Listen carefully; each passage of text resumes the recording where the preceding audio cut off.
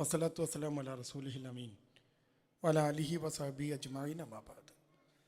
റബ്ബ് സുബ്ഹാനഹു തആലയുടെ വിധിവിലക്കുകളെ അനുസരിച്ചുകൊണ്ട് ജീവിക്കണമേ എന്ന് സ്വന്തത്തെ മറക്കാതെ എല്ലാവരെയും ഓർമ്മപ്പെടുത്തുന്നു. ഒരു ചെറിയ സമയം പ്രവാസ ലോകത്ത് ജീവിക്കുന്ന നമ്മൾ മക്കളുമായി ബന്ധപ്പെട്ട ഒരു വിഷയം ചർച്ച ചെയ്തുകൊണ്ടിരിക്കുകയാണ്. വളരെ പെട്ടെന്ന് അറിയിച്ച ഷോർട്ട് നോട്ടീസ് ആയതുകൊണ്ട് എത്തിപ്പെടാൻ കഴിയാത്തവരുണ്ട്, അറിയാം. എന്നാലും സ്ത്രീകളും പുരുഷന്മാരുമായി ഇവിടെ എത്തിച്ചേർന്നവർക്ക് മക്കളെ വളർത്തുന്നതുമായി ബന്ധപ്പെട്ട ചില കാര്യങ്ങൾ നമ്മൾ ഓർക്കണം. ഞാൻ ആദ്യം തുടക്കത്തിൽ ചില കാര്യങ്ങൾ എൻ്റെ പ്രവാസ ലോകത്ത് ജീവിക്കുന്ന സുഹൃത്തുക്കൾക്ക് വേണ്ടി ഓർമ്മപ്പെടുത്താം, എന്നിട്ട് ഞാൻ തുടങ്ങാം. ജീവിതം ഈ മക്കയിലും ജിദ്ദയിലും സൗദി അറേബ്യയിലും ഒക്കെ ആയിട്ട് ഇങ്ങനെ തീരും. മക്കൾ വളരെ പെട്ടെന്ന് വലുതാവും. കാലിൻ്റെ അടിയിലെ മണ്ണ് ഒലിച്ചു പോകുന്നത് അറിയാതെ നമ്മൾ മുന്നോട്ട് പോകും. കുറച്ച് കഴിയുമ്പോൾ നമുക്ക് മനസ്സിലാകും നമ്മളിതൊക്കെ ചെയ്തിട്ടും ഒരു കാര്യവുമില്ലല്ലോ എന്ന് മനസ്സിലാവും. ഞാൻ ടീച്ചർമാർക്ക് ക്ലാസ് എടുത്തപ്പം സൂചിപ്പിച്ചു, മക്കൾ പ്രവാസികൾക്ക് എന്നും വലിയൊരു പ്രശ്നമാണ്. ബാപ്പ നാട്ടിലും മക്കളും ഭാര്യയും വീട്ടിലുമുള്ള പ്രവാസികൾക്ക് മക്കൾ ഭീഷണിയാണ്. നിങ്ങൾ ഇവിടെ എന്ത് ചെയ്യുന്നു എന്ന് ഈ കുട്ടികൾ അറിയാതെ പോകും. ഒരു ഗൾഫുകാരൻ്റെ മക്കളായി സകലതും കിട്ടി നേടി ഇവർ ജീവിക്കും.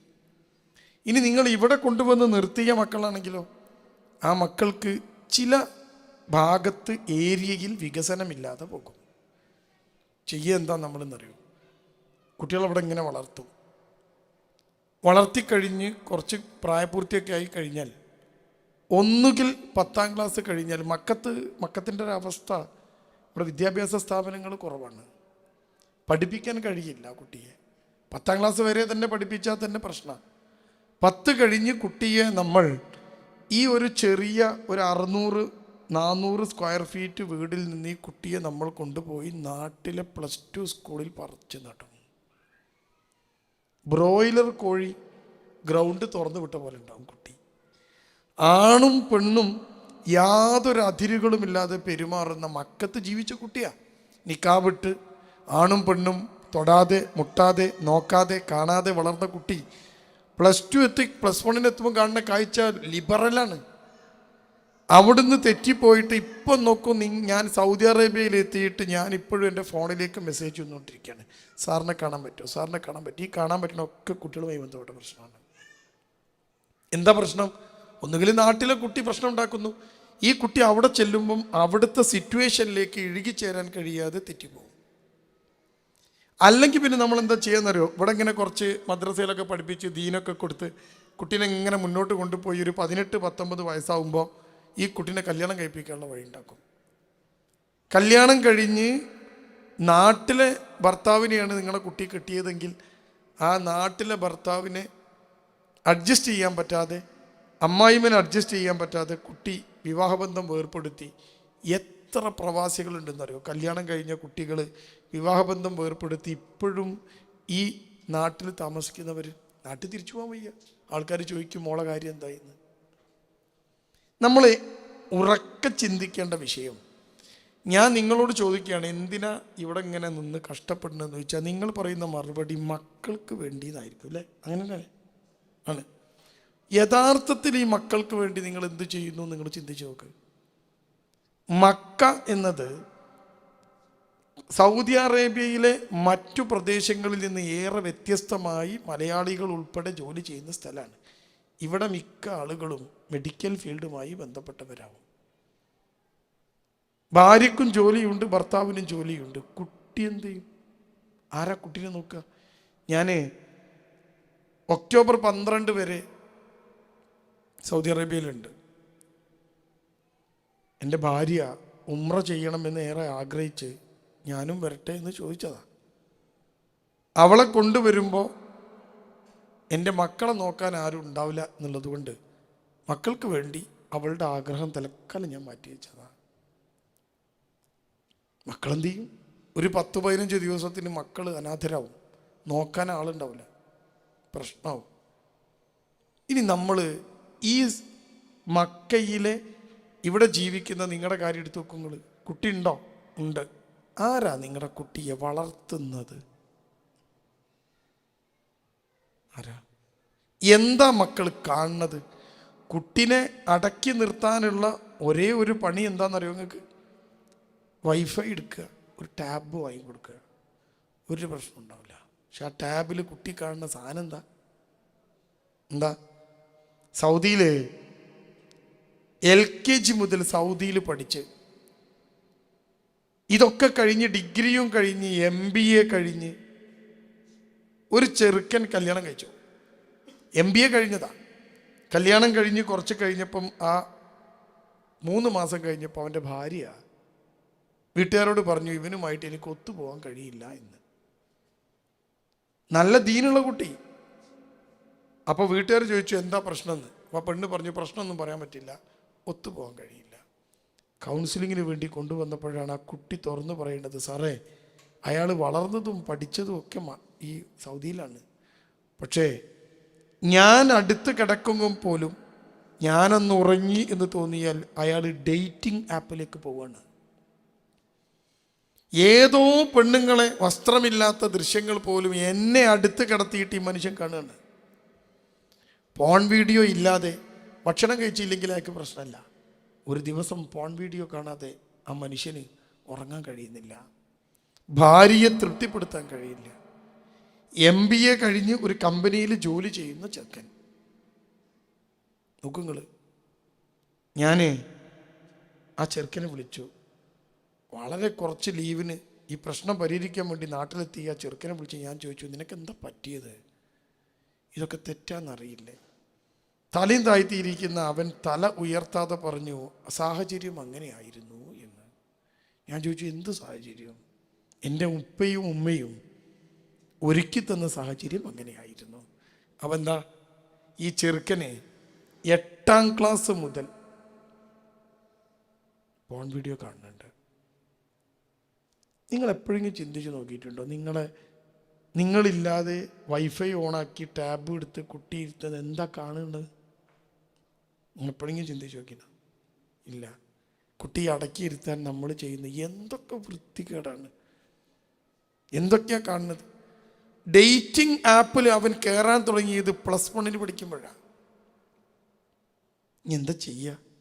ഒരു പെണ്ണ്, സുന്ദരിയായ ഒരു പെണ്ണിനെ കല്യാണം കഴിച്ച് കൂടെ കിടക്കുമ്പോൾ ആ പെണ്ണിൽ നിന്ന് സംതൃപ്തമാവാൻ ഇവന് കഴിയാതെ പോകണം.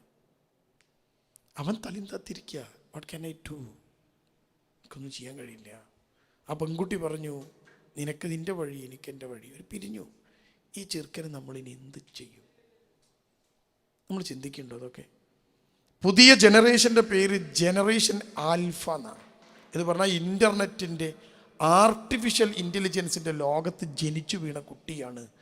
നിങ്ങളുടെ കുട്ടിക്ക് 12 വയസ്സിന് താഴെയാണ് പ്രായമെങ്കിൽ ആ കുട്ടി ജനറേഷൻ ആൽഫയാണ്. ജനിച്ചു വീണത് ഇൻ്റർനെറ്റിൻ്റെ ലോകത്ത്. അവനെ നയിക്കുന്നത് ആർട്ടിഫിഷ്യൽ ഇൻ്റലിജൻസ് ആണ്. മെറ്റയാണ് അവൻ്റെ ലോകം. ഈ കുട്ടി ഒരു ഇൻ്റർനെറ്റ് സൗകര്യം, സ്പീഡുള്ള ഒരു നെറ്റ് സൗകര്യം കൊടുത്തിട്ട് ഈ കുട്ടിയെ വിട്ടാൽ എന്താവും? നമ്മൾ പറയണത് എന്താ അറിയോ? മക്കളെ പോറ്റാൻ, മക്കളെ നന്നാക്കാൻ. നോക്കൂ, ഈ പണിയൊക്കെ കഴിഞ്ഞ് മക്കളൊക്കെ വലുതായി ഇവിടുന്ന് റിട്ടയർഡായിട്ടൊരു ജീവിതമുണ്ട്. ആ സമയം മക്കളെ അവസ്ഥ എന്തായിരിക്കും? എന്താ നിങ്ങൾ കൊടുത്തത്? അതാ കുട്ടിയൊക്കെ ഉണ്ടാവുക. നമ്മളെന്താ കൊടുത്തത്? ദീന് കൊടുക്കാൻ നിങ്ങൾ മദ്രസയെ ചേർത്തിയാണ്. മദ്രസയിലെ കുട്ടികളുടെ അവസ്ഥ നിങ്ങൾക്ക് അറിയും. ബാപ്പ ജോലിക്ക് പോയി, ഉമ്മയും ജോലിക്ക് പോയി, വീട്ടിനകത്ത് ഒറ്റക്ക് ഇരിക്കേണ്ടി വരുന്ന 2ാം ക്ലാസ്സുകാരനുണ്ട് ഈ മദ്രസയിൽ. ആ കുട്ടിക്ക് പേടിയാവുന്നു. ആ കുട്ടി ടീച്ചർമാർ പേടിയാവുന്നെന്ന്. കുട്ടി ഒറ്റക്കാണ്. പാപ്പക്ക് നമുക്ക് ജോലിക്കോണ്ടേ? അപ്പം നിങ്ങൾ ജോലിക്കോണ്ടേ? പോയിക്കോ. കുട്ടീനെ ആര് പറ്റും?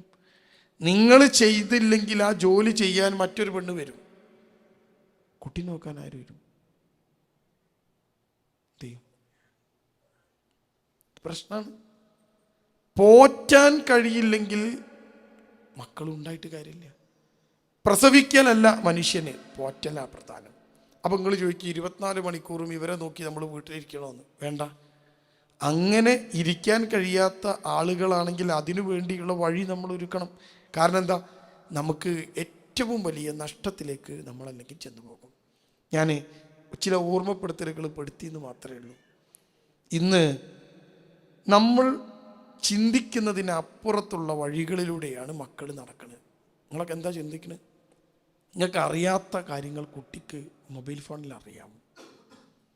അതിൻ്റെ അപ്പുറത്ത് ഒറ്റ പോൺ വീഡിയോ സൈറ്റുകളും നേർക്ക് നേരെ കയറിയാൽ സൗദി അറേബ്യയിൽ അലൗഡ് അല്ല. പക്ഷെ ഈ പോൺ വീഡിയോ സൈറ്റിലേക്ക് എങ്ങനെ കയറണം നിങ്ങൾക്കറിയാമോ? നിനക്കറിയില്ല, കുട്ടിക്കറിയാം.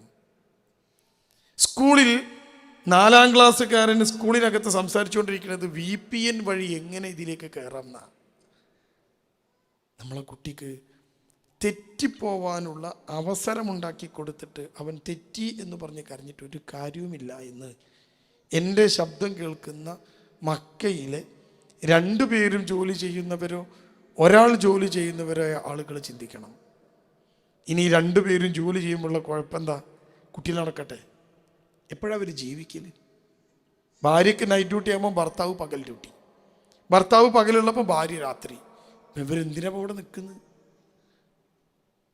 എപ്പോഴാണ് ജീവിക്കുന്നത്? കുട്ടീൻ്റെ കാര്യം മാറ്റി വെക്കാം അല്ലേ? ഞാൻ സാധാരണ പറയാറുണ്ട്, എന്തിനാ ജോലി? നിങ്ങൾക്ക് എന്തിനാ ജോലി? നിങ്ങൾ എന്തിനാ ജോലി ചെയ്യണ്? എന്തിനാ നിങ്ങൾ ജോലി ചെയ്യണ്? ജീവിക്കാൻ. ആ ജോലി കൊണ്ട് ജീവിതമില്ലെങ്കിലോ പിന്നെ എന്തിനാ ജോലി? പിന്നെന്തിനാ ജോലി? Life is more important than anything. ജീവിതമാണ് പ്രധാനം, ജോലിയല്ല. ജോലി ചെയ്യണത് ആ ജീവിക്കാനുള്ള വഴി ഇടാൻ വേണ്ടി മാത്രമാണ്.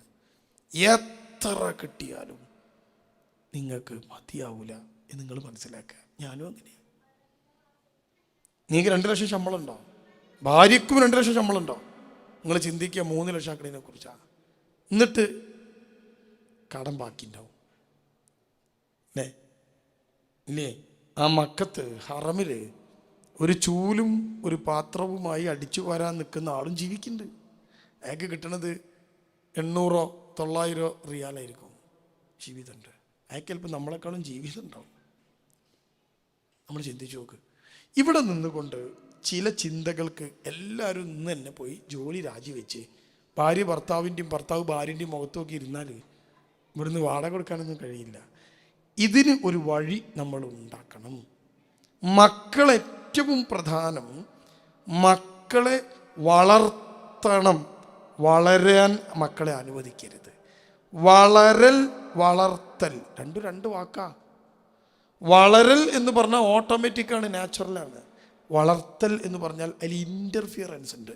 ഇത്തിരി വിദ്യാഭ്യാസം വിവരമുള്ളവർക്ക് ഞാൻ പറഞ്ഞാൽ മനസ്സിലാവും അല്ലേ? മനസ്സിലാവില്ലേ? ഒരു ജീവി വളരുക എന്ന് പറഞ്ഞാൽ അത് വളരും, ഇറ്റ്സ് ഗ്രോയിങ് നാച്ചുറലി. വളർത്തുക എന്ന് പറഞ്ഞാലോ അതിനൊരു കൂടൊക്കെ കിട്ടി, അതിൻ്റെ ഭക്ഷണം, അതിൻ്റെ പുറത്ത് വിടൽ, അതിൻ്റെ സഞ്ചാരം, അതിൻ്റെ വെള്ളം, അതിൻ്റെ മരുന്ന് എല്ലാം ഒരു നിയന്ത്രിത അവസ്ഥയിൽ. നിങ്ങളൊക്കെ സൗദി അറേബ്യയിലെ പല ഭാഗങ്ങളിലും ആടിനെ വളർത്തുന്ന ഒട്ടകത്തെ വളർത്തുന്ന സ്ഥലങ്ങളുണ്ടില്ലേ? ഇല്ലേ? നിങ്ങൾ പോയി നോക്ക്. ഇതേ ഒട്ടകം മരുഭൂമി വളരുന്നുണ്ട്, ആട് കാട്ടിൽ വളരുന്നുണ്ട്. ആരും നിയന്ത്രിക്കില്ല. കുട്ടികളെ നിങ്ങൾ വളരാൻ വിടരുത്, വളർത്തണം. എങ്ങനെയാ വളർത്തുക? ആ കുട്ടിയുടെ ജീവിതത്തിൽ ഇടപെടണം. ഏറ്റവും പ്രധാനം കുട്ടി എന്ത് കാണുന്നു, കേൾക്കുന്നു, കളിക്കുന്നു എന്നതാണ്. സൗദി അറേബ്യയിൽ നിങ്ങളുടെ ഫ്ലാറ്റിനകത്ത് നിങ്ങളുടെ കുട്ടി എത്ര ചെറുതാവട്ടെ വലുതാവട്ടെ, അവൻ എന്ത് കാണുന്നു, എന്ത് കേൾക്കുന്നു, എന്ത് കളിക്കുന്നു ഉണ്ടോ? നാട്ടിൽ 2022 വലിയ വിവാദമുണ്ടാക്കിയ ഒരു സംഭവമായിരുന്നു 2 പെൺകുട്ടികൾ ഒരുമിച്ച് ജീവിക്കാൻ ശ്രമിച്ചത്. നിങ്ങളൊക്കെ അറിഞ്ഞല്ലോ അല്ലേ? അറിഞ്ഞില്ലേ? ഉണ്ട്.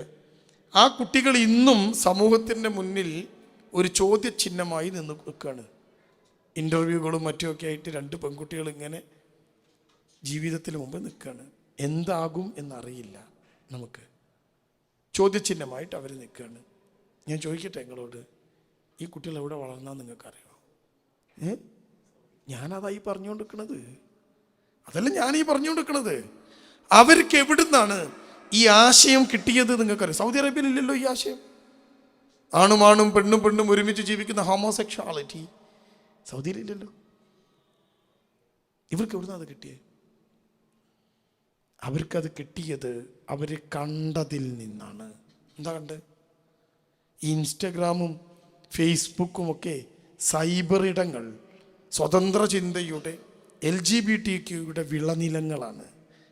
ദൈവമില്ലായ്മ പ്രചരിപ്പിക്കാൻ അവർ തിരഞ്ഞെടുക്കുന്ന വഴി ഇതുപോലത്തെ തസ്കിയത്ത് ക്ലാസ്സുകളല്ല, സോഷ്യൽ മീഡിയ സൈറ്റുകളാണ്. ഒരു 20 സെക്കൻഡ് 10 സെക്കൻഡ് നീണ്ടു നിൽക്കുന്ന ഒരു റീൽസ്, ഒരു ഷോർട്സ് ഒരു കുട്ടിയുടെ ജീവിതത്തിൽ ഉണ്ടാക്കുന്ന, കാഴ്ചപ്പാടിലുണ്ടാക്കുന്ന മാറ്റം പറയാൻ പറ്റാത്ത അത്രയാണ്. നിങ്ങൾ ഓർക്കണം, എവിടുന്നാണ് ആ കുട്ടികൾക്ക് ഈ ആശയം കിട്ടിയത്? ഉമ്മ പറഞ്ഞു കൊടുത്തോ? പാപ്പ പറഞ്ഞു കൊടുത്തോ? ഇവിടുത്തെ മദ്രസയിൽ നമ്മൾ നടത്തിയ പരിപാടികൾക്ക് പോലും പങ്കെടുത്ത മക്കൾ ഇങ്ങനെ വഴി തെറ്റിപ്പോയപ്പോൾ എൻ്റെ പ്രിയപ്പെട്ടവരെ ഓർത്തോ നമ്മൾ നമ്മുടെ മക്കളും ഇവർക്ക് പിറകെ വരുന്നുണ്ട് എന്ന്? അതേ മിസ്റ്റേക്ക് നമുക്ക് പറ്റും. എങ്ങനെ? ഞാൻ എന്താ പറഞ്ഞത്? നിങ്ങളുടെ കുട്ടി ഫ്ലാറ്റിലുണ്ട്. എന്താണ് ആ കുട്ടീൻ്റെ ജീവിതങ്ങൾ ആലോചിച്ച്? ഒരു മനുഷ്യൻ തെറ്റിപ്പോവാൻ ഏറ്റവും കൂടുതൽ സാധ്യത സ്ട്രെസ് കൂടുമ്പോഴാണ്. സ്ട്രെസ്ഫുൾ സിറ്റുവേഷൻ എന്നതൊരു മനുഷ്യന് ചിന്തിക്കാൻ കഴിയാത്ത സിറ്റുവേഷനാണ്. സ്ട്രെസ്ഫുൾ. വെയിലത്ത് നിൽക്കുന്ന ഒരു മനുഷ്യൻ തണൽ കൊതിക്കും. സ്ട്രെസ് വെയിൽ പോലെയാണ്. ആ സ്ട്രെസ്സിലൊരു മനുഷ്യൻ ഇങ്ങനെ നിൽക്കുമ്പോൾ ആ മനുഷ്യന് സ്ട്രെസ് ഇല്ലാത്തൊരവസ്ഥയിലേക്ക് പോകാൻ ശ്രമിക്കും. നിങ്ങളുടെ കുട്ടിയുടെ മരുന്ന് മൊബൈൽ ഫോണാണ്. നിങ്ങളുടെ കുട്ടിയുടെ മോട്ടിവേഷൻ മൊബൈൽ ഫോണാണ്. നിങ്ങളുടെ കുട്ടിയുടെ കാഴ്ചപ്പാട് രൂപീകരിക്കുന്നത് മൊബൈൽ ഫോണാണ്. നിങ്ങളുടെ കുട്ടിയുടെ ജീവിതം തീരുമാനിക്കുന്നത് മൊബൈൽ ഫോണാണ്. നിങ്ങളുടെ കുട്ടി ഇന്നലെ സൗദി അറേബ്യയിൽ നടന്ന കുട്ടികളുടെ പരിപാടിയിൽ കുട്ടികൾ ചോദിക്കുന്ന ചോദ്യം എങ്ങനെ യൂറോപ്പിൽ ചെന്ന് പഠിക്കാം എന്നാണ്. എന്താ യൂറോപ്പിൻ്റെ പ്രത്യേകത? അവിടെയാണ് സ്വാതന്ത്ര്യത്തിൻ്റെ ഉത്തുംഗ ശൃംഖമുള്ളത്. എന്തും നടക്കും. ആണും ജീവിക്കണം, പോസിബിൾ. പെണ്ണും it's possible. Living together it's also possible. Everything is possible. സ്വാതന്ത്ര്യത്തിൻ്റെ ഒരു മനുഷ്യൻ റോട്ടിൽ കിടന്ന് നിങ്ങൾ ശാരീരിക ബന്ധം നടത്തിയാൽ പോലും അവർക്കതൊരു പ്രശ്നമേ അല്ലാത്ത തരത്തിലേക്ക് അവർ ഉയർന്നു എന്നാണ് ഇവർ പറയണത്. നമ്മൾ പറയണത് അതപ്പതിച്ചു എന്നാണ്.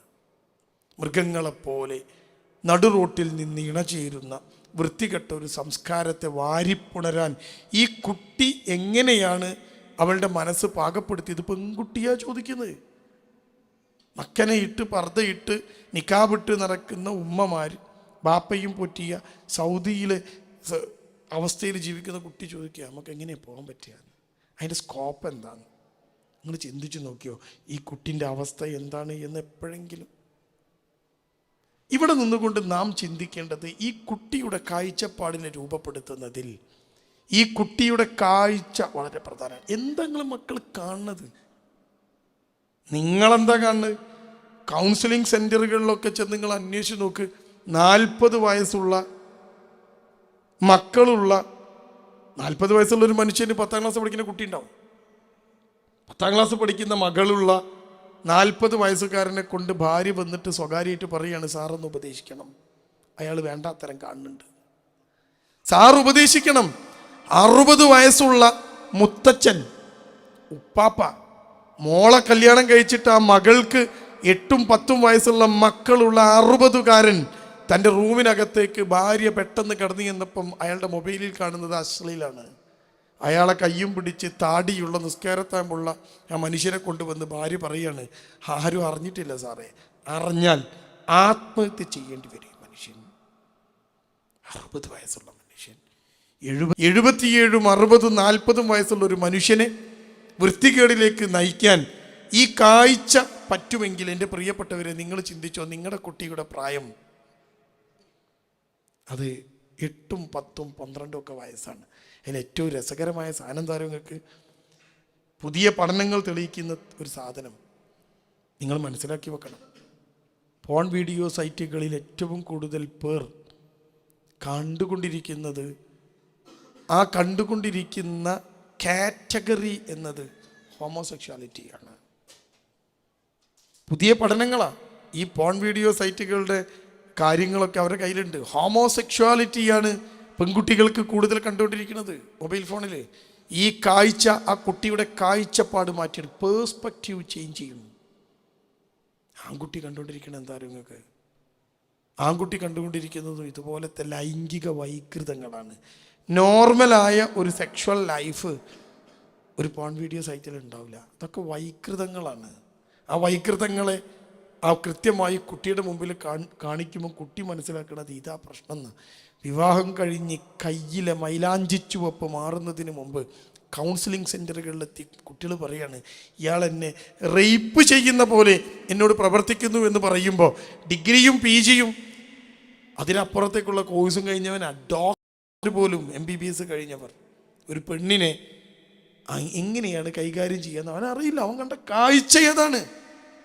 ഇവിടെയൊക്കെ നിന്നുകൊണ്ട് എൻ്റെ പ്രിയപ്പെട്ട ഈ മക്കത്തെ സുഹൃത്തുക്കൾ, മക്കളെ വളർത്തുന്നവർ ചിന്തിക്കേണ്ടത്, നിങ്ങളുടെ കുട്ടി എന്ത് കാണുന്നു, എന്ത് കേൾക്കുന്നു, എന്ത് കളിക്കുന്നു, കാണുന്നതും കേൾക്കുന്നതും കാഴ്ചപ്പാടായിട്ട് മാറും. കുട്ടി കളിക്കുന്നത് കുട്ടിയുടെ സ്വഭാവത്തെ സ്വാധീനിക്കും. ഞാൻ ജിദ്ദയിലെ ഒരു പ്രോഗ്രാമിന് പങ്കെടുത്തപ്പോൾ ജിദ്ദയിൽ കുട്ടികളെ ബഹളം ഉണ്ടാക്കിയപ്പോൾ ഓരെ കളിക്കാൻ വേണ്ടി വിട്ടു. ചെറിയ കുട്ടികൾ കളിക്കുകയാണ്. ഇങ്ങനെ കളിക്കണമെന്ന് അറിയാം നിങ്ങൾക്ക്? ഒരു കുട്ടി എല്ലാ കുട്ടികളെയും കൈ ഇങ്ങനെ ചൂണ്ടി വെടിയേക്കും, ടോ ടോ ടോ ടോ ടോ. അപ്പോൾ മറ്റേ കുട്ടികളൊക്കെ ഇങ്ങനെ വീഴുക. തോക്കൊന്നുമില്ല, കൈ കൊണ്ട് ഇങ്ങനെ ആക്കിയിട്ട് ഇതാ കളി, ടോ ടോ ടോ. അപ്പോൾ കുറേ കുട്ടികൾ ഇങ്ങനെ വീഴുക, ഇങ്ങനെ എല്ലാം മരിച്ച പൈരി കിടക്കുക. ഞാൻ കുറച്ച് നേരം ആ കളി നോക്കിയെന്ന് അല്ലേ. ഈ കുട്ടീൻ്റെ കയ്യിൽ യഥാർത്ഥത്തിൽ ഒരു തോക്ക് കിട്ടി എന്താ സംഭവിക്കുക?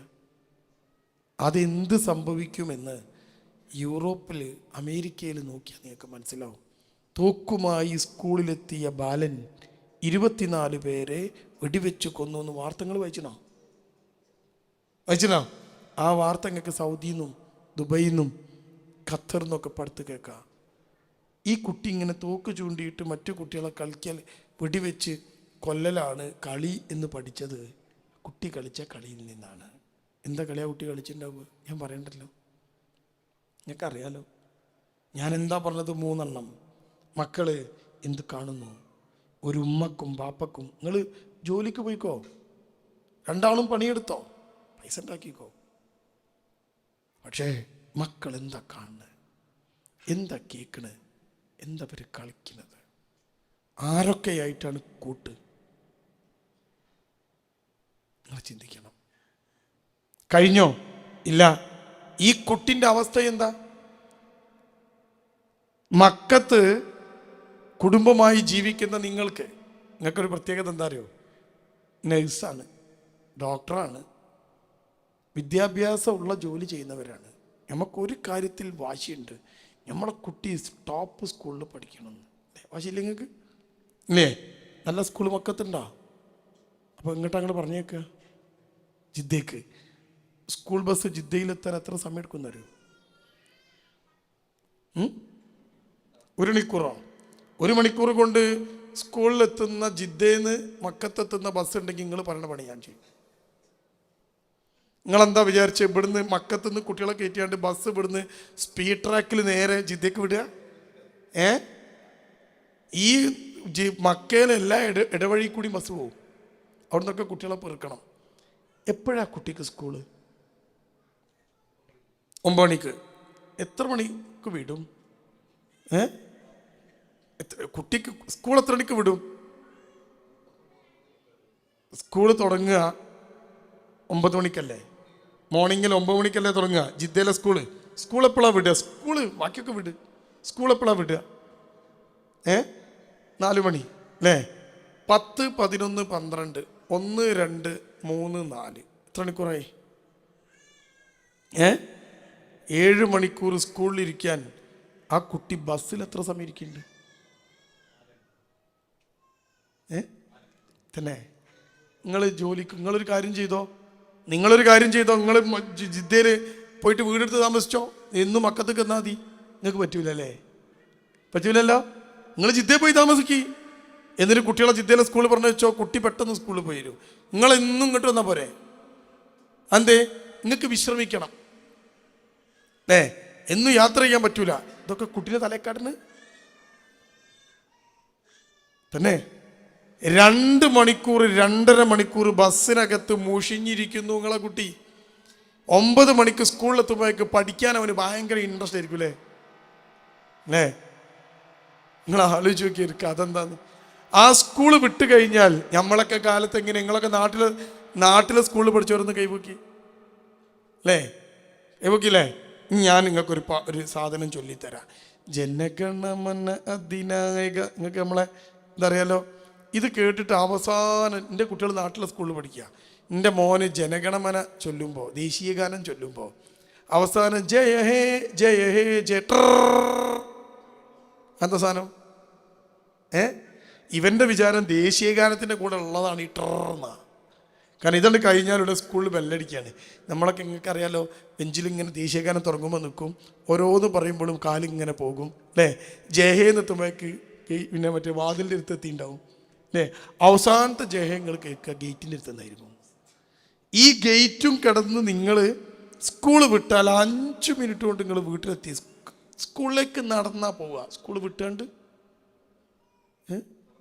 സ്കൂളിൽ പോണ കണ്ടാൽ ഇങ്ങനെ ചടപ്പിച്ചാ പോവുക. സ്കൂൾ ഇട്ടാലോ ഓടി വരും. എന്നിട്ട് 5 മിനിറ്റ് വീട്ടിലെത്തി കുളിച്ച് അതങ്ങനെ ഡ്രസ്സ് മരവും കളിക്കാൻ പോയി. കുട്ടി ഫ്രീ ആയി. നിങ്ങളെ കുട്ടി 3:30 വരെ 2.5 മണിക്കൂർ ബസ്സിലിരുന്ന് ഈ കുട്ടി ജിദ്ദയിലെത്തി. ആ ജിദ്ദയിൽ നിന്ന് കുട്ടി സ്കൂളിലിരുന്ന് 7 മണിക്കൂർ സ്കൂളിലേ ഇരുന്ന് ചാപ്പിളി പിളി. അതാണെങ്കിൽ എപ്പം നോക്കിയാലും പരീക്ഷ, എപ്പം നോക്കിയാലും ചോദ്യം ചോദിക്കൽ, എന്ത് നോക്കിയാലും പഠിത്തം. ശരിക്ക് പറഞ്ഞാൽ നിങ്ങൾ വാങ്ങണ ശമ്പളം നിങ്ങളെ കുട്ടിയൊക്കെ കൊടുക്കണ്ടേ? ആ കുട്ടി എടുക്കുന്ന പണി നിങ്ങൾ എടുക്കില്ല എന്നാണ് ഞാൻ മനസ്സിലാക്കണേ. യാതൊരു ശാസ്ത്രീയതയുമില്ലാതെ പഠിപ്പിക്കുന്ന സ്കൂളുകൾ ഉള്ളത് ഗൾഫ് കൺട്രീസിലെ ഇന്ത്യൻ സ്കൂളുകളാണ്. നിങ്ങൾ മനസ്സിലാക്കണം. ഒരു ശാസ്ത്രീയത അവിടെ ഇല്ല. നിങ്ങളെന്താ നോക്കുക കുട്ടീൻ്റെ? നിങ്ങൾ സ്കൂളിൽ ചെന്നിട്ട് എപ്പോഴെങ്കിലും ചോദിച്ചോ, ടീച്ചറെ എൻ്റെ കുട്ടീൻ്റെ സ്വഭാവം എങ്ങനെയുണ്ട് എന്ന് ഏതെങ്കിലും ഒരു ടീച്ചർ ഒരു പാരൻ്റ് ചോദിച്ചോ? ഇല്ല. 80-ൽ 79 ഒന്നവിടെ പോയി. ഇതിനൊക്കെ സ്കൂൾ പണി ലീവാക്കി പോണ ആൾക്കാരുണ്ട്. കുട്ടീൻ്റെ ഒരു മാർക്ക് ചോദിക്കാൻ പണി ലീവാക്കി പോവുക. ഏതേ മാസത്തിൽ ഇത്രയും പൈസ കൊണ്ട് അടക്കിയിട്ടുണ്ട്, 80-ൽ 80 കിട്ടണം. അപ്പോൾ ടീച്ചർമാരെന്താ ചെയ്യാന്നറിയോ? പരീക്ഷൻ്റെ സമയത്ത് കുട്ടിക്ക് അടുത്ത് ചെന്ന് ചെവിയിൽ പറഞ്ഞു കൊടുക്കുന്ന ടീച്ചർമാർ വരെ ഉണ്ട്. CBSE നിവൃത്തില്ല, ടീച്ചർക്ക് ജീവിക്കണ്ടേ? നിങ്ങളെ കുട്ടിക്ക് ഒരു മാർക്ക് കുറഞ്ഞാൽ നിങ്ങളത് കംപ്ലൈൻ്റ് ആക്കും. നിങ്ങളെ കംപ്ലൈൻറ്റ് ഏറ്റെടുക്കുക പ്രിൻസിപ്പാൾ ഏറ്റെടുക്കുക ഹെഡ്. ഇതൊക്കെ കൂടി പ്രശ്നം. ഈ ടീച്ചർ പോരാ, ആ ടീച്ചറെ പിരിച്ചു വിട്ടാൽ പിന്നെ ശമ്പളം നിങ്ങൾ കൊടുക്കുമോ? അപ്പോൾ ആ ടീച്ചർക്ക് നിലനിൽക്കാനുള്ള വഴി എന്താണെന്നറിയോ? എന്ത് കള്ളത്തരം കാണിച്ചും കുട്ടിക്ക് 80 മാർക്ക് ഇട്ട് കൊടുക്കുക അല്ലേ? അതുകൊണ്ടാണ് സൗദി അറേബ്യയിൽ പഠിക്കുന്ന കുട്ടി എല്ലാം കഴിഞ്ഞ് നാട്ടിലെത്തുമ്പോൾ ഒരു ഇൻ്റർവ്യൂവിന് അറ്റൻഡ് ചെയ്യുമ്പോൾ തൊള്ള തുറക്കാത്തത്. ഒന്നും പഠിച്ചില്ല, എല്ലാത്തിനും മാർക്കുണ്ട്, 80-ൽ 80 അല്ലേ? നിങ്ങളെപ്പോഴും ചോദിച്ചോ, ടീച്ചർ എൻ്റെ മോൻ്റെ സ്വഭാവം എങ്ങനെയാണ്? ഇല്ലല്ലോ. നിങ്ങളതിൻ്റെ സ്കൂളിൽ പറഞ്ഞ സ്വഭാവം നന്നാക്കാനല്ലല്ലോ, 80-ൽ 80 കിട്ടാനല്ലേ അല്ലേ? കുട്ടിക്കോ 79 മാർക്കുള്ള പേപ്പർ കയ്യിൽ കിട്ടിയ ഞങ്ങളെ കുട്ടിക്ക് സന്തോഷമാവൂലേ? അത് വീട്ടിലെത്തിയ ബാക്കി കേൾക്കാം. കാരണം എന്താ? ഉമ്മയും പാപ്പയും സ്ട്രെസ്ഡാണ്. ഈ 2.5 മണിക്കൂർ യാത്ര ചെയ്ത് ജോലി എടുക്കാൻ നിങ്ങൾക്ക് കഴിയില്ല എന്നെനിക്ക് ഉറപ്പാണ്. എന്നും ജിദ്ദയിൽ പോയിട്ട് ജിദ്ദയിൽ നിന്ന് മക്കത്തേക്ക് വന്ന് നിങ്ങൾക്ക് ജോലിക്കാൻ പറ്റില്ല അല്ലേ? പക്ഷെ നമ്മൾ കുട്ടീനെ കുട്ടിക്ക് അതാണ് വിട്ട് അവൻ യാത്ര ചെയ്യട്ടെ. 7 മണിക്കൂർ തുടർച്ചയായിട്ട് നിങ്ങൾ ആലോചിച്ച് നോക്കൂ, എന്തൊരു ബുദ്ധിമുട്ടാണ് നിങ്ങൾക്ക്. 2 വേദനകളാണ് ലോകത്തെ ഏറ്റവും വലിയ വേദന എന്നാണ് ആൾക്കാർ പറയുന്നത്. 2 വേദന. ഒന്നാമത്തെ വേദനൻ്റെ പേര് പ്രസവ വേദന എന്നാണ്. അത് ഞാനും നിങ്ങൾക്കൊന്നും ഉണ്ടാവില്ല. അതാണത്ര ലോകത്തെ ഏറ്റവും വലിയ വേദന. അത് പെണ്ണുങ്ങളാണ് സഹിക്കുക. റെഡി? രണ്ടാമത്തെ ഒരു വേദനൻ്റെ പേര് നിങ്ങൾക്ക് അറിയോ? അതിൻ്റെ പേരാണ് പ്രസംഗ വേദന. റെഡി? ഞാൻ ഈ പറയണത് നിങ്ങൾക്കൊരു ബോറിംഗ് ആയി തോന്നുന്നുണ്ടെങ്കിൽ നിങ്ങളിപ്പോൾ ചെയ്യാൻ എന്താണെന്നറിയോ? ഒറ്റ പോകാം അല്ലേ? ഓലേ നീറ്റൂലേ? പക്ഷെ നിങ്ങൾ ഇരിക്കുന്നത് CBSE ക്ലാസ്സിലാണ്. നിങ്ങൾക്ക് ബോറടിക്കും. നിങ്ങൾക്ക് എന്ത് ചെയ്യാൻ പറ്റും? ഞാൻ പറയും തീരുമാനമാക്കട്ടെ. നമ്മളെന്ത് ചെയ്യും? നിങ്ങളിപ്പോൾ ഇരിക്കുന്ന ഞാനീ പറയുന്നത് നിങ്ങൾക്ക് ബോറടിക്കുന്നുണ്ട്. ഇയാളെ ഈ പ്രസംഗം കൊണ്ടൊരു കാര്യം കിട്ടാനില്ല എന്ന് നിങ്ങൾക്ക് തോന്നുകയാണെങ്കിൽ നിങ്ങൾ ഫോൺ എടുത്തിട്ട് ആരോ വിളിക്കുന്ന മാതിരി കാണിച്ച് ഒറ്റ പോക്കാ പുറത്തേക്ക്. പിന്നെ ഇങ്ങോട്ട് കയറൂല അല്ലേ? പിന്നെ കുറച്ച് വാട്സാപ്പൊക്കെ നോക്കി ഫേസ്ബുക്കൊക്കെ നോക്കി പെണ്ണുങ്ങളും കൂട്ടിയിട്ട് പോകും. പെണ്ണുങ്ങൾ പിന്നീടുള്ള കുടുങ്ങിയോട് എണീച്ചോനും വയ്യ. ഇതെല്ലാം സംഭവിക്കുക. നിങ്ങളെ കുട്ടി ക്ലാസ്സിലിരിക്കുന്നു, സയൻസ് ക്ലാസ് എടുക്കുന്നു, മഹാബോറ് ക്ലാസ്. കുട്ടി എന്ത് ചെയ്യും? അങ്ങനെ 7-8 പീരീഡ് ടീച്ചർമാർ കയറി ഇറങ്ങുക ക്ലാസ്സിൽ. ഇത് മുഴുവൻ കേട്ട് 3:30 വിടുന്ന കുട്ടി ബസ് കയറിയാണ്ട് പിന്നെ 2.5 മണിക്കൂർ. ഈ 2.5 മണിക്കൂർ കഴിഞ്ഞ് കുട്ടി പുരയിലെത്തിയാലോ? മോനെത്തിയില്ലേ? യു ആർ ഫ്രീ തന്നെ. എന്താന്നെടുത്ത് തന്നെ നിങ്ങൾക്കറിയാലോ. ഇനി ഞാൻ നിങ്ങളോട് ആത്മാർത്ഥ കുട്ടികൾ കേൾക്കില്ലേ ആയിരിക്കും ഞാൻ കേട്ടോ. എന്താ നഞ്ഞ പ്രശ്നമൊക്കെ കൂടിയത്. നാളെ ഞാൻ സ്കൂളിൽ പോലെ അറിയും. ഇനി അങ്ങോട്ട് ആത്മാർത്ഥമായിട്ടൊരു കാര്യം ചോദിക്കട്ടെ. നിങ്ങൾ പണിയെടുക്കുന്ന എത്ര സമയമാണ്? കുട്ടിയോ? ഓനെത്ര ശമ്പളം? നല്ലത് CBSE സ്കൂളിൽ നിന്ന് പേര് വെട്ടിയിട്ട് എന്തെങ്കിലും പണിക്കറിനെ ചെക്ക കുട്ടീനെ. അത്രയും സമയം ആ കുട്ടി പണിയെടുത്താൽ നിങ്ങളത് ശമ്പളം കിട്ടും. നമ്മൾ എന്നിട്ട് പറയാണ് ഇങ്ങനെയാണ് പ്രശ്നം എന്ന്. ഞാൻ നാട്ടിൽ ഡ്രൈവ് ചെയ്തിങ്ങനെ പോകുമ്പോൾ ഒരു ബേക്കറിയിൽ നിർത്തി. നാട്ടിലാട്ടോ. ബേക്കറിയിൽ നിർത്തി. ബേക്കറിയിൽ നിന്ന് സാധനം വാങ്ങുമ്പോൾ മക്കൾക്ക് എന്തെങ്കിലുമൊക്കെ സാധനം വാങ്ങണമെന്ന് വെച്ച് കുറച്ച് സാധനം ഇങ്ങനെ വാങ്ങുമ്പോൾ ആ ബേക്കറിയിലെ ക്യാഷിലിരിക്കുന്ന ആൾ എന്നെ ഇങ്ങനെ സൂക്ഷിച്ച് നോക്കുന്നു. എന്നെങ്ങനെ നോക്കുന്നു. അപ്പോൾ ഒരാൾ നമ്മളിങ്ങനെ സൂക്ഷിച്ച് നോക്കുമ്പോൾ നമുക്കൊരു പ്രശ്നമാവുമല്ലോ. അപ്പം ഞാൻ ഒന്നുകൂടി ഡീസൻ്റായി. നിന്നെ കണ്ടിട്ടൊരു കള്ളലക്ഷണം ഉള്ളതുകൊണ്ടാണോ നോക്കണമെന്ന് അറിയാത്തതുകൊണ്ട് ഞാൻ ഒന്നുകൂടി ഒക്കെ ഒന്ന് ഡീസൻ്റായി. കുറച്ച് പുഞ്ചിരിയൊക്കെ വരുത്തി സാധനം വാങ്ങി. ഒക്കെ വാങ്ങിക്കഴിഞ്ഞ് ബില്ലെടുക്കുമ്പോൾ അയാൾ എന്നോട് പറഞ്ഞു നിങ്ങളെ ഞാൻ അവിടെ കണ്ടിട്ടുണ്ട്. കുടുങ്ങി എന്നാ. ഞാൻ പറഞ്ഞു എവിടെ കണ്ടിട്ട്? നിങ്ങളെ എവിടെ കണ്ടിട്ടുണ്ട്? നിങ്ങളെ സൗണ്ടും എനിക്ക് പരിചയമുണ്ട്. അപ്പം ഞാൻ പറഞ്ഞു ഏതെങ്കിലും പ്രസംഗത്തിൽ. തന്നെ ഞാൻ നിങ്ങളൊന്ന് കിട്ടാൻ നിൽക്കേനി. ക്യാഷ് വാങ്ങണത് നിർത്തി വെച്ച് ആ ചങ്ങായി പുറത്തേക്ക് കണ്ട് ഇറങ്ങിയിട്ട് ഇന്നെ കൊണ്ടുപോയിട്ട് അതിൻ്റെ കൂൾ ബാർ ഉണ്ട്, അതിൻ്റെ മൂലക്കലിരുത്തി. ഞാൻ ചോദിച്ചു എന്താ പറ്റിയത്? അതെ എൻ്റെ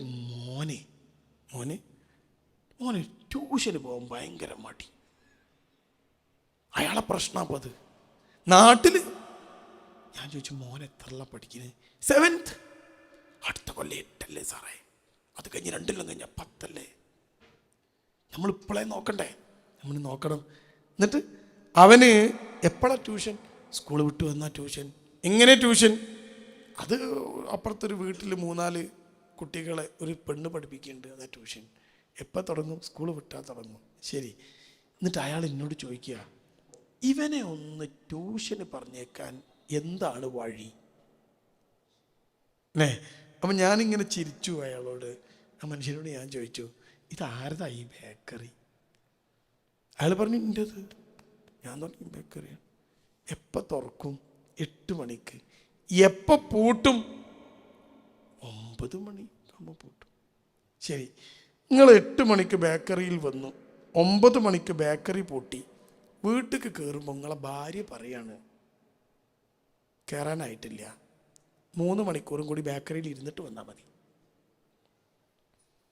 നിങ്ങൾ എന്ത് പറയുന്നു ചോദിച്ചപ്പോൾ അയാൾ പറയാ ഓളെ അടിച്ച് ഞാൻ കൊല്ലും.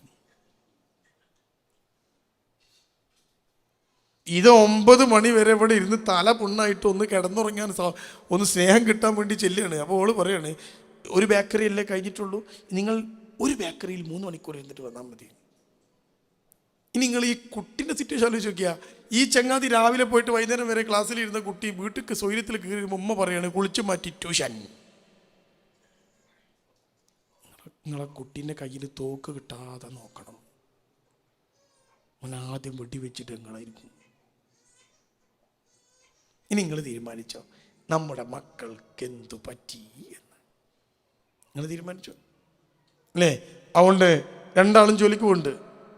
നാളെ നിങ്ങളെ ബിൽഡിംഗ് ഓണറോട് പറയാം ഞങ്ങൾ വീട് ഒഴിയാണ് ജിദ്ദയിലേക്ക്. 2.5 മണിക്കൂർ നിങ്ങൾക്ക് യാത്രയുണ്ട്, നിങ്ങൾക്ക് 1 മണിക്കൂർ എന്നാൽ പോരെ ജിദ്ദയിൽ നിന്ന് ഇങ്ങോട്ട്. നിങ്ങൾ കാറിൽ കയറി ഒറ്റടിക്ക് വിടുകയല്ലേ സ്പീഡ് ട്രാക്കിൽ. ബസ് 80-ലും 60-ലാണ് പോവുക. നിങ്ങൾക്ക് 120 വരെ പോവാം. ഇതാ മക്ക റൂട്ടിൽ. നമ്മളൊന്നിനും തയ്യാറല്ല. എല്ലാം കുട്ടികളുടെ തലയിൽ ഇട്ടിട്ട് അവരെ സ്ട്രെസ്ഫുൾ ആക്കുന്നു. ഈ കുട്ടിയുടെ സ്ട്രെസ് കുറയ്ക്കാൻ കുട്ടി കണ്ടെത്തുന്ന മാർഗം എന്താ? കളിക്കാൻ അവിടെ ഒരു ഗ്രൗണ്ട് ഉണ്ടോ? ഗ്രൗണ്ട് പോയാൽ തന്നെ കുട്ടീനെ പിന്നെ ഒക്കെ കൂടി ഉണക്കമുന്തിരി മാതിരി കൊണ്ടുവരേണ്ടി വരും. അത് അമ്മാതിരി വെയിലല്ലേ ഇവിടെ.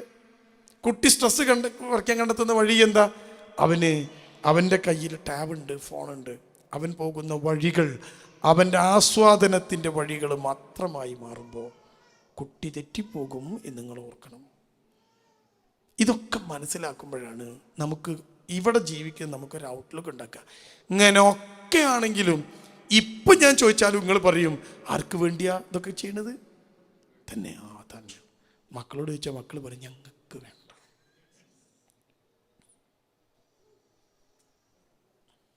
ഉണ്ടോ?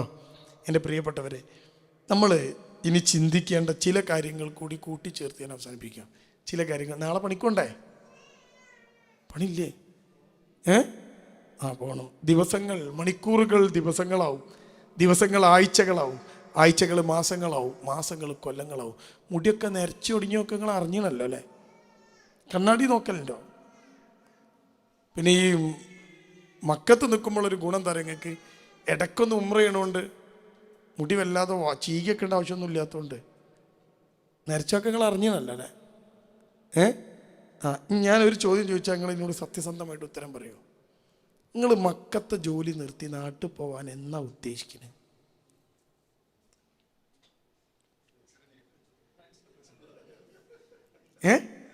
ഉത്തരങ്ങൾ ഡേറ്റ് പറഞ്ഞാൽ മതി. ഡേറ്റ് പറയേണ്ട, കൊല്ലം പറഞ്ഞാൽ മതി. ഞാൻ പോട്ടെ, ഞാൻ ആ ചോദ്യം പിൻവലിച്ചു. നിങ്ങൾ അവസാനം മക്കത്ത് തന്നെ തല്ലിക്കൊല്ലണ്ടല്ലോ കേട്ടോ. ചോദ്യം പിൻവലിച്ചു. ശരി, ഒരു 3 വർഷത്തേക്ക് വിദേശത്ത് ജോലി ചെയ്തിട്ട് നാട്ടിലേക്ക് തിരിച്ചു പോകണമെന്ന് നെയ്യത്ത് വെച്ച് ഇവിടേക്ക് വന്നവർ എന്ന് കൈവക്കിയ കണ്ടേ. ഒരു 5 കൊല്ലം സൗദിയിൽ ജോലി ചെയ്തിട്ട് നാട്ടിലേക്ക് പോകണമെന്ന് നെയ്യത്ത് വെച്ച് വരുന്ന കൈവക്കിയ കണ്ടേ. ഇപ്പം എത്ര കൊല്ലമായി? 8 ആയില്ലേ? ശരി, ഓക്കെ. ഒരു 10 കൊല്ലം കഴിഞ്ഞിട്ട് ഇവിടുന്ന് നാട്ടിലേക്ക് പോകണമെന്ന് ആഗ്രഹിക്കുന്നവർ കൈവക്കിയ കാണട്ടെ. എത്ര കൊല്ലമായി?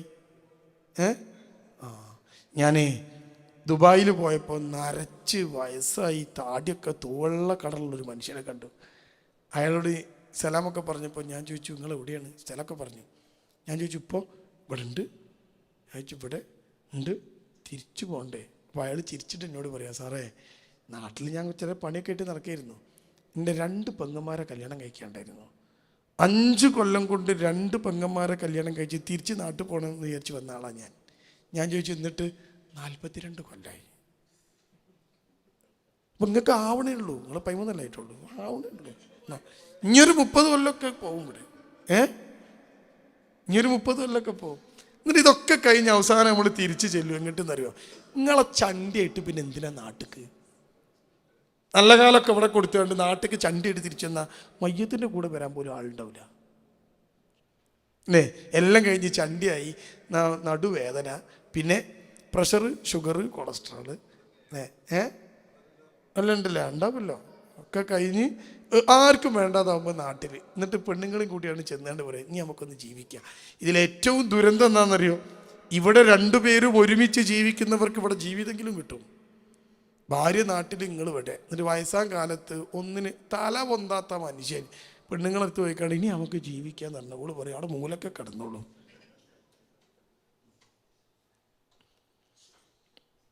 എന്ത് നേടി എന്ന് നിങ്ങൾ ചിന്തിച്ചണോ? ഞാൻ എന്താ പറഞ്ഞത്? Life is more important than anything. ജീവിച്ചു എന്ന് നിങ്ങൾ ഉറപ്പുവരുത്തണം. ഒരേ ഒരു ജീവിതമാണ് ഈ ദുനിയാവിലുള്ളത്, ഒറ്റ ജീവിതം. ഇനി ജീവിതം ഭൂമിയിലില്ല. നമ്മൾ എഴുന്നേറ്റ് നമ്മൾ ചെല്ലുക പരലോകത്തേക്കാണ്. ഇതല്ല, ഇതൊന്നേ ഉള്ളൂ. ഈ ജീവിതത്തിൽ ആകെ നമ്മൾ ഒരു 60 വയസ്സ് 70 വയസ്സ് വരെ ജീവിക്കുള്ളൂ. എത്രയായി നിങ്ങൾ കൂട്ടി നോക്കണം. ഇനി എത്ര ഉണ്ടെന്ന് കൂട്ടി നോക്കണം. ഉണ്ടോ? അത് മണിക്കൂറുകൾ, ദിവസങ്ങളും, ദിവസങ്ങൾ ആഴ്ചകളും, ആഴ്ചകൾ മാസങ്ങളും, മാസങ്ങൾ കൊല്ലങ്ങളായിട്ട് പോകും. കൊല്ലത്തിൽ ഒരിക്കലല്ലേ ലീവ് കിട്ടുക? ഒരു ലീവ് കഴിഞ്ഞ് വന്ന് അടുത്ത ലീവ് പെട്ടെന്നാവും. ലീവായോ, പോവാ, അവിടെ പോയി ജഗ പോക, തിരിച്ചു വന്ന് ഇങ്ങനെ എല്ലാ പോക്കിനും വിചാരിക്കും ഇനി ഇവിടെ നിൽക്കണം. അടുത്ത പോക്കിനും നിങ്ങളാ വിചാരിച്ചാൽ മതി. അപ്പം ഇനിയും കൂടി ഒന്ന് ഓർത്താൽ മതി. ഉണ്ടോ? ഒരു താടിയും മുടിയും നിറച്ച ഒരു വയസ്സായ മനുഷ്യനെ കുറിച്ച് നിങ്ങൾ ഓർക്കണം. 42 കൊല്ലം നിങ്ങൾ ഓർക്കണം, ചിന്തിക്കണം. നമ്മൾ വലിയ ചിന്തക്ക് തിരികെ കൊടുക്കണം. മക്കള് ഏറ്റവും പ്രധാനമാണ്. ഞാൻ എന്താ പറഞ്ഞത്? അവൾ കാണുന്നത് കാഴ്ചപ്പാടായിട്ട് മാറും, അവർ കേൾക്കുന്നത് കാഴ്ചപ്പാടായി മാറും, കളിക്കുന്നത് കുട്ടിയുടെ സ്വഭാവത്തെ സ്വാധീനിക്കും. മക്കൾ എന്ത് കാണുന്നു എന്നത് വളരെ പ്രധാനമായിട്ട് നിങ്ങൾ ഇപ്പം എന്തൊക്കെ കാര്യങ്ങളുണ്ടെന്നറിയോ? പാരൻ്റൽ സോഫ്റ്റ്വെയറുകൾ ഉപയോഗിച്ച് കുട്ടിയെ നിയന്ത്രിക്കാം. ഞാൻ സൊല്യൂഷനാണ് പറയണേ, അല്ലാതെ നിങ്ങൾ നാളെ തന്നെ പോയിട്ട് ജോലി രാജിവെച്ചിട്ട് നാട്ടിൽ പോയിട്ട് കൂലിപ്പണി എടുത്ത് ജീവിക്കുക. നാട്ടിൽ ഇനുമില്ല ഇഷ്ടമാണ്.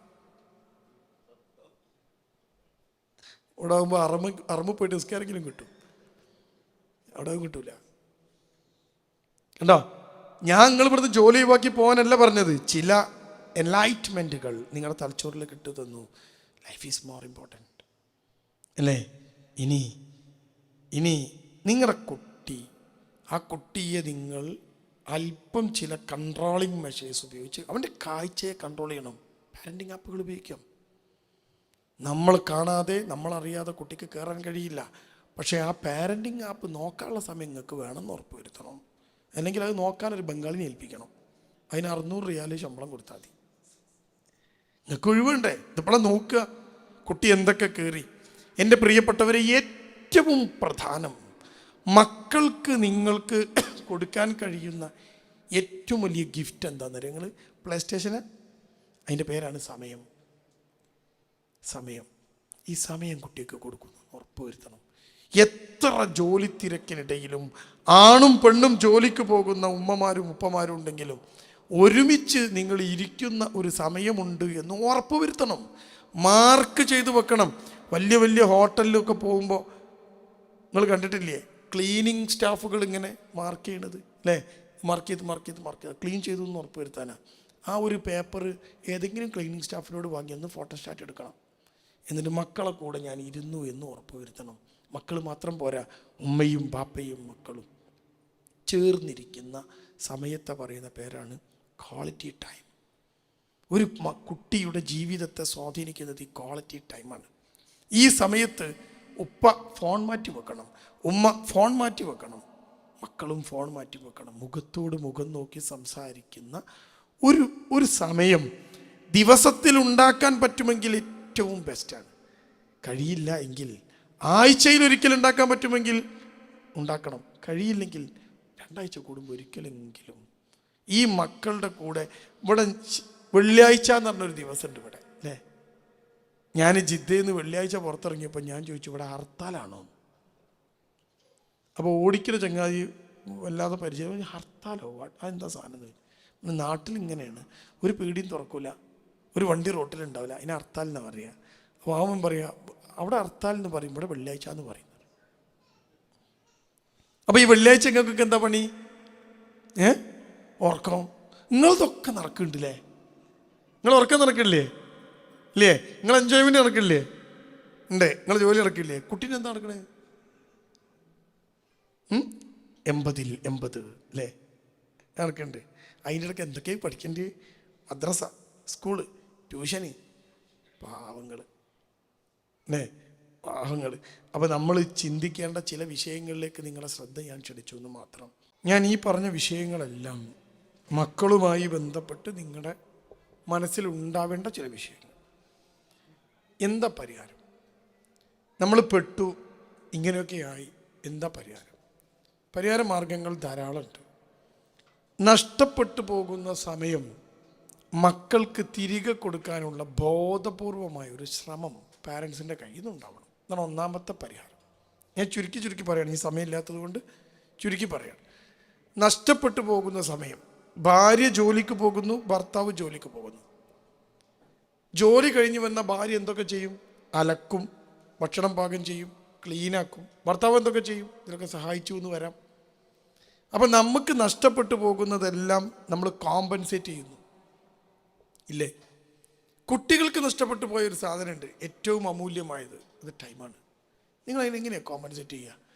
എൻ്റെ മുമ്പിലിരിക്കുന്ന പ്രിയപ്പെട്ട സ്ത്രീകളോട്, നിങ്ങൾ ജോലിക്ക് പോകുന്ന ഉമ്മയാണെങ്കിൽ ജോലി കഴിഞ്ഞു വന്നാൽ ആദ്യം ചെയ്യുക അലക്കാനുള്ളത് എടുത്ത് വെക്കലല്ല, ഭക്ഷണം ഉണ്ടാക്കലല്ല, നിങ്ങൾ കാത്തിരിക്കുന്ന കുട്ടികളുടെ കൂടെ അല്പസമയം ഒന്ന് ഇരുന്ന് കംഫർട്ടബിളായിട്ട് മാത്രമേ മറ്റു പണികളിലേക്ക് പോകാവൂ. ബാക്കിയുള്ള എല്ലാ പണിയും ആർക്കെങ്കിലുമൊക്കെ ചെയ്തു തരാൻ പറ്റും.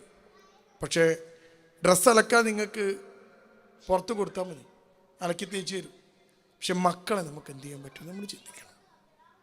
ഈ ചിന്ത ഒരു വലിയ ചിന്തയായി നിങ്ങളുടെ മനസ്സിനുള്ളിൽ വേണം. അപ്പം നഷ്ടപ്പെട്ടു പോകുന്ന സമയം നിങ്ങൾ മാറ്റിവെക്കുന്ന മറ്റു ജോലികളുടെ കൂടെ ആദ്യത്തെ പരിഗണന കുട്ടിക്ക് നൽകണം. ബാപ്പ ജോലി കഴിഞ്ഞ് വന്നാൽ ആദ്യത്തെ പരിഗണന, നൈറ്റ് ഡ്യൂട്ടി കഴിഞ്ഞ് വന്നു, ആദ്യത്തെ പരിഗണന എന്താ? ഉറങ്ങണം. 3 ബെഡ്റൂമുള്ള ഫ്ലാറ്റ് എടുത്ത ആളുകൾ എനിക്കറിയാം. 3 ബെഡ്റൂം. എന്തിനാ 3 ബെഡ്റൂം? ഒരു ബെഡ്റൂം ഭാര്യയ്ക്കും ഭർത്താവിനും കൂടി കിടക്കാൻ, ഒരു ബെഡ്റൂം മക്കൾക്ക്, ഒരു ബെഡ്റൂമോ നൈറ്റ് ഡ്യൂട്ടി ഒക്കെ കഴിഞ്ഞ് വന്നാൽ അയാൾക്ക് സുഖമായിട്ട് കിടന്നുറങ്ങാൻ. മറ്റേ ബെഡ്റൂമിൽ ഭാര്യ വരും, അപ്പോൾ ഉണർന്നു പോകും ഉറങ്ങാൻ. ഇങ്ങനെ നമ്മുടെ ജീവിതത്തിൽ നമുക്ക് നഷ്ടപ്പെട്ടു പോകുന്നതൊക്കെ നമ്മൾ തിരികെ പിടിക്കുമ്പോൾ മക്കൾക്ക് നഷ്ടപ്പെട്ടു പോകുന്ന പാരൻറ്റിങ്ങിൻ്റെ ക്വാളിറ്റി ടൈം നിങ്ങൾ തിരികെ കൊടുക്കാനുള്ളൊരു ശ്രമം ഉണ്ടാക്കണം. ഇനി രണ്ടാമത്തത് എന്താ? ആദ്യത്തത് ഞാൻ പറഞ്ഞു കഴിഞ്ഞു. അവർ കാണുന്നത്, അവർ കേൾക്കുന്നത്, അവർ കളിക്കുന്നത് നമ്മൾ നിയന്ത്രിക്കണം. അല്ലെങ്കിൽ കുട്ടികളുടെ കാഴ്ചപ്പാട് മാറിയതിന് ശേഷം, കുട്ടി പ്രശ്നമായതിനു ശേഷം പിന്നെ ഒരു പരിഹാരം അതിനുണ്ടാവില്ല. ഒരു പോൺ വീഡിയോ കുട്ടി കണ്ടുപോയാൽ പിന്നെ അതിന് പരിഹാരമില്ലല്ലോ. കണ്ടത് ഡിലീറ്റ് ചെയ്യാനുള്ള ഒരു സ്വിച്ചും പടച്ചോൻ ഇതുവരെയുള്ള കുട്ടിയൊക്കെ വെച്ചിട്ടില്ല. ഇനി വരാൻ പോണേന് ഉണ്ടാവുമെന്ന് അറിയാൻ പറ്റില്ല. റീസെറ്റ് ചെയ്യാനുള്ള സ്വിച്ച് എന്ത് ചെയ്യും? ഇപ്പം നമ്മളിത് നിയന്ത്രിച്ചേ പറ്റൂ. ഈ മൂന്നാമത്തത് ഞാൻ നേരത്തെ പറഞ്ഞു കഴിഞ്ഞു. എന്താ? ക്വാളിറ്റി ടൈം ഉണ്ടാക്കുക. ഭാര്യയും ഭർത്താവും മക്കളും ഒരുമിച്ചിരിക്കാൻ ഒരു ദിവസത്തിൽ നിങ്ങൾക്കൊരു 10 മിനിറ്റ് കിട്ടുമെങ്കിൽ അതിൻ്റെ പേര് ക്വാളിറ്റി ടൈം എന്നാണ്. അതുണ്ടാക്കുക. ഇതുണ്ടാക്കലൊക്കെ പ്രധാനമാണ്. ഇനി മൂന്നാമത്തത് എന്താ? നാലാമത്തെ ഒരു സാധനം എന്ന് പറഞ്ഞാൽ 2 കാര്യങ്ങളാണ് ഒരു കുട്ടിയെ സ്വാധീനിക്കുക. ഒന്ന് ഹെറിഡിറ്റി, രണ്ടെന്തായിരിക്കും? Environment. Fine. Heredity and environment. കുട്ടി നല്ല ദേഷ്യമാണ്, നല്ല ദേഷ്യം നമ്മളെ കുട്ടിക്ക്, റൈറ്റ്? ഈ ദേഷ്യം കുട്ടിക്ക് എവിടെ നിൽക്കും കിട്ടിയിട്ടുണ്ടാവുക? അയൽപ്പക്കത്തെ ഫ്ലാറ്റിലുള്ള ആളുടെ ദേഷ്യം നമ്മുടെ കുട്ടിക്ക് കിട്ടൂലല്ലോ. കിട്ടുമോ? ഇല്ല. നമ്മുടെ കുട്ടിക്ക് ഭയങ്കര ദേഷ്യം, എവിടെ ദേഷ്യം കിട്ടിയിട്ടുണ്ടാവുക? 5-ാമത്തെ വയസ്സിൽ ഹോസ്പിറ്റലിൽ കൊണ്ടുപോയി ഒരു വാക്സിൻ കൊടുത്തപ്പം കൂടിയ ദേഷ്യം നിങ്ങൾ വിശ്വസിക്കണ്ടോ? ഇല്ല. ഈ ദേഷ്യം ആരുതാ? അതാണ് കുട്ടി. എടീ, കുട്ടികളെ കുറിച്ചുള്ള സകല പ്രശ്നത്തിനും പരിഹാരം എന്താണെന്നറിയോ? ഒരു മന്ത്രമാണ്. ഒരു മന്ത്രം. എന്താ മന്ത്രം എന്നറിയോ? ഞാൻ പറഞ്ഞാൽ നിങ്ങൾക്ക് ഓർമ്മ ഉണ്ടാവുമോ? എഴുതി വെക്കണോ? എന്നാൽ ഞാൻ പറഞ്ഞുതരാം. കുട്ടികൾ എന്ത് പ്രശ്നം ഉണ്ടാക്കുമ്പോഴും നിങ്ങൾ കുട്ടീനെ ചെന്ന് നിൽക്കുക, കണ്ണടയ്ക്കുക, മന്ത്രം ഉരുവിടുക 3 പ്രാവശ്യം. മന്ത്രം ഇത്രയേ ഉള്ളൂ. മത്തം കുത്തിയ കുമ്പളം മുളയ്ക്കൂല.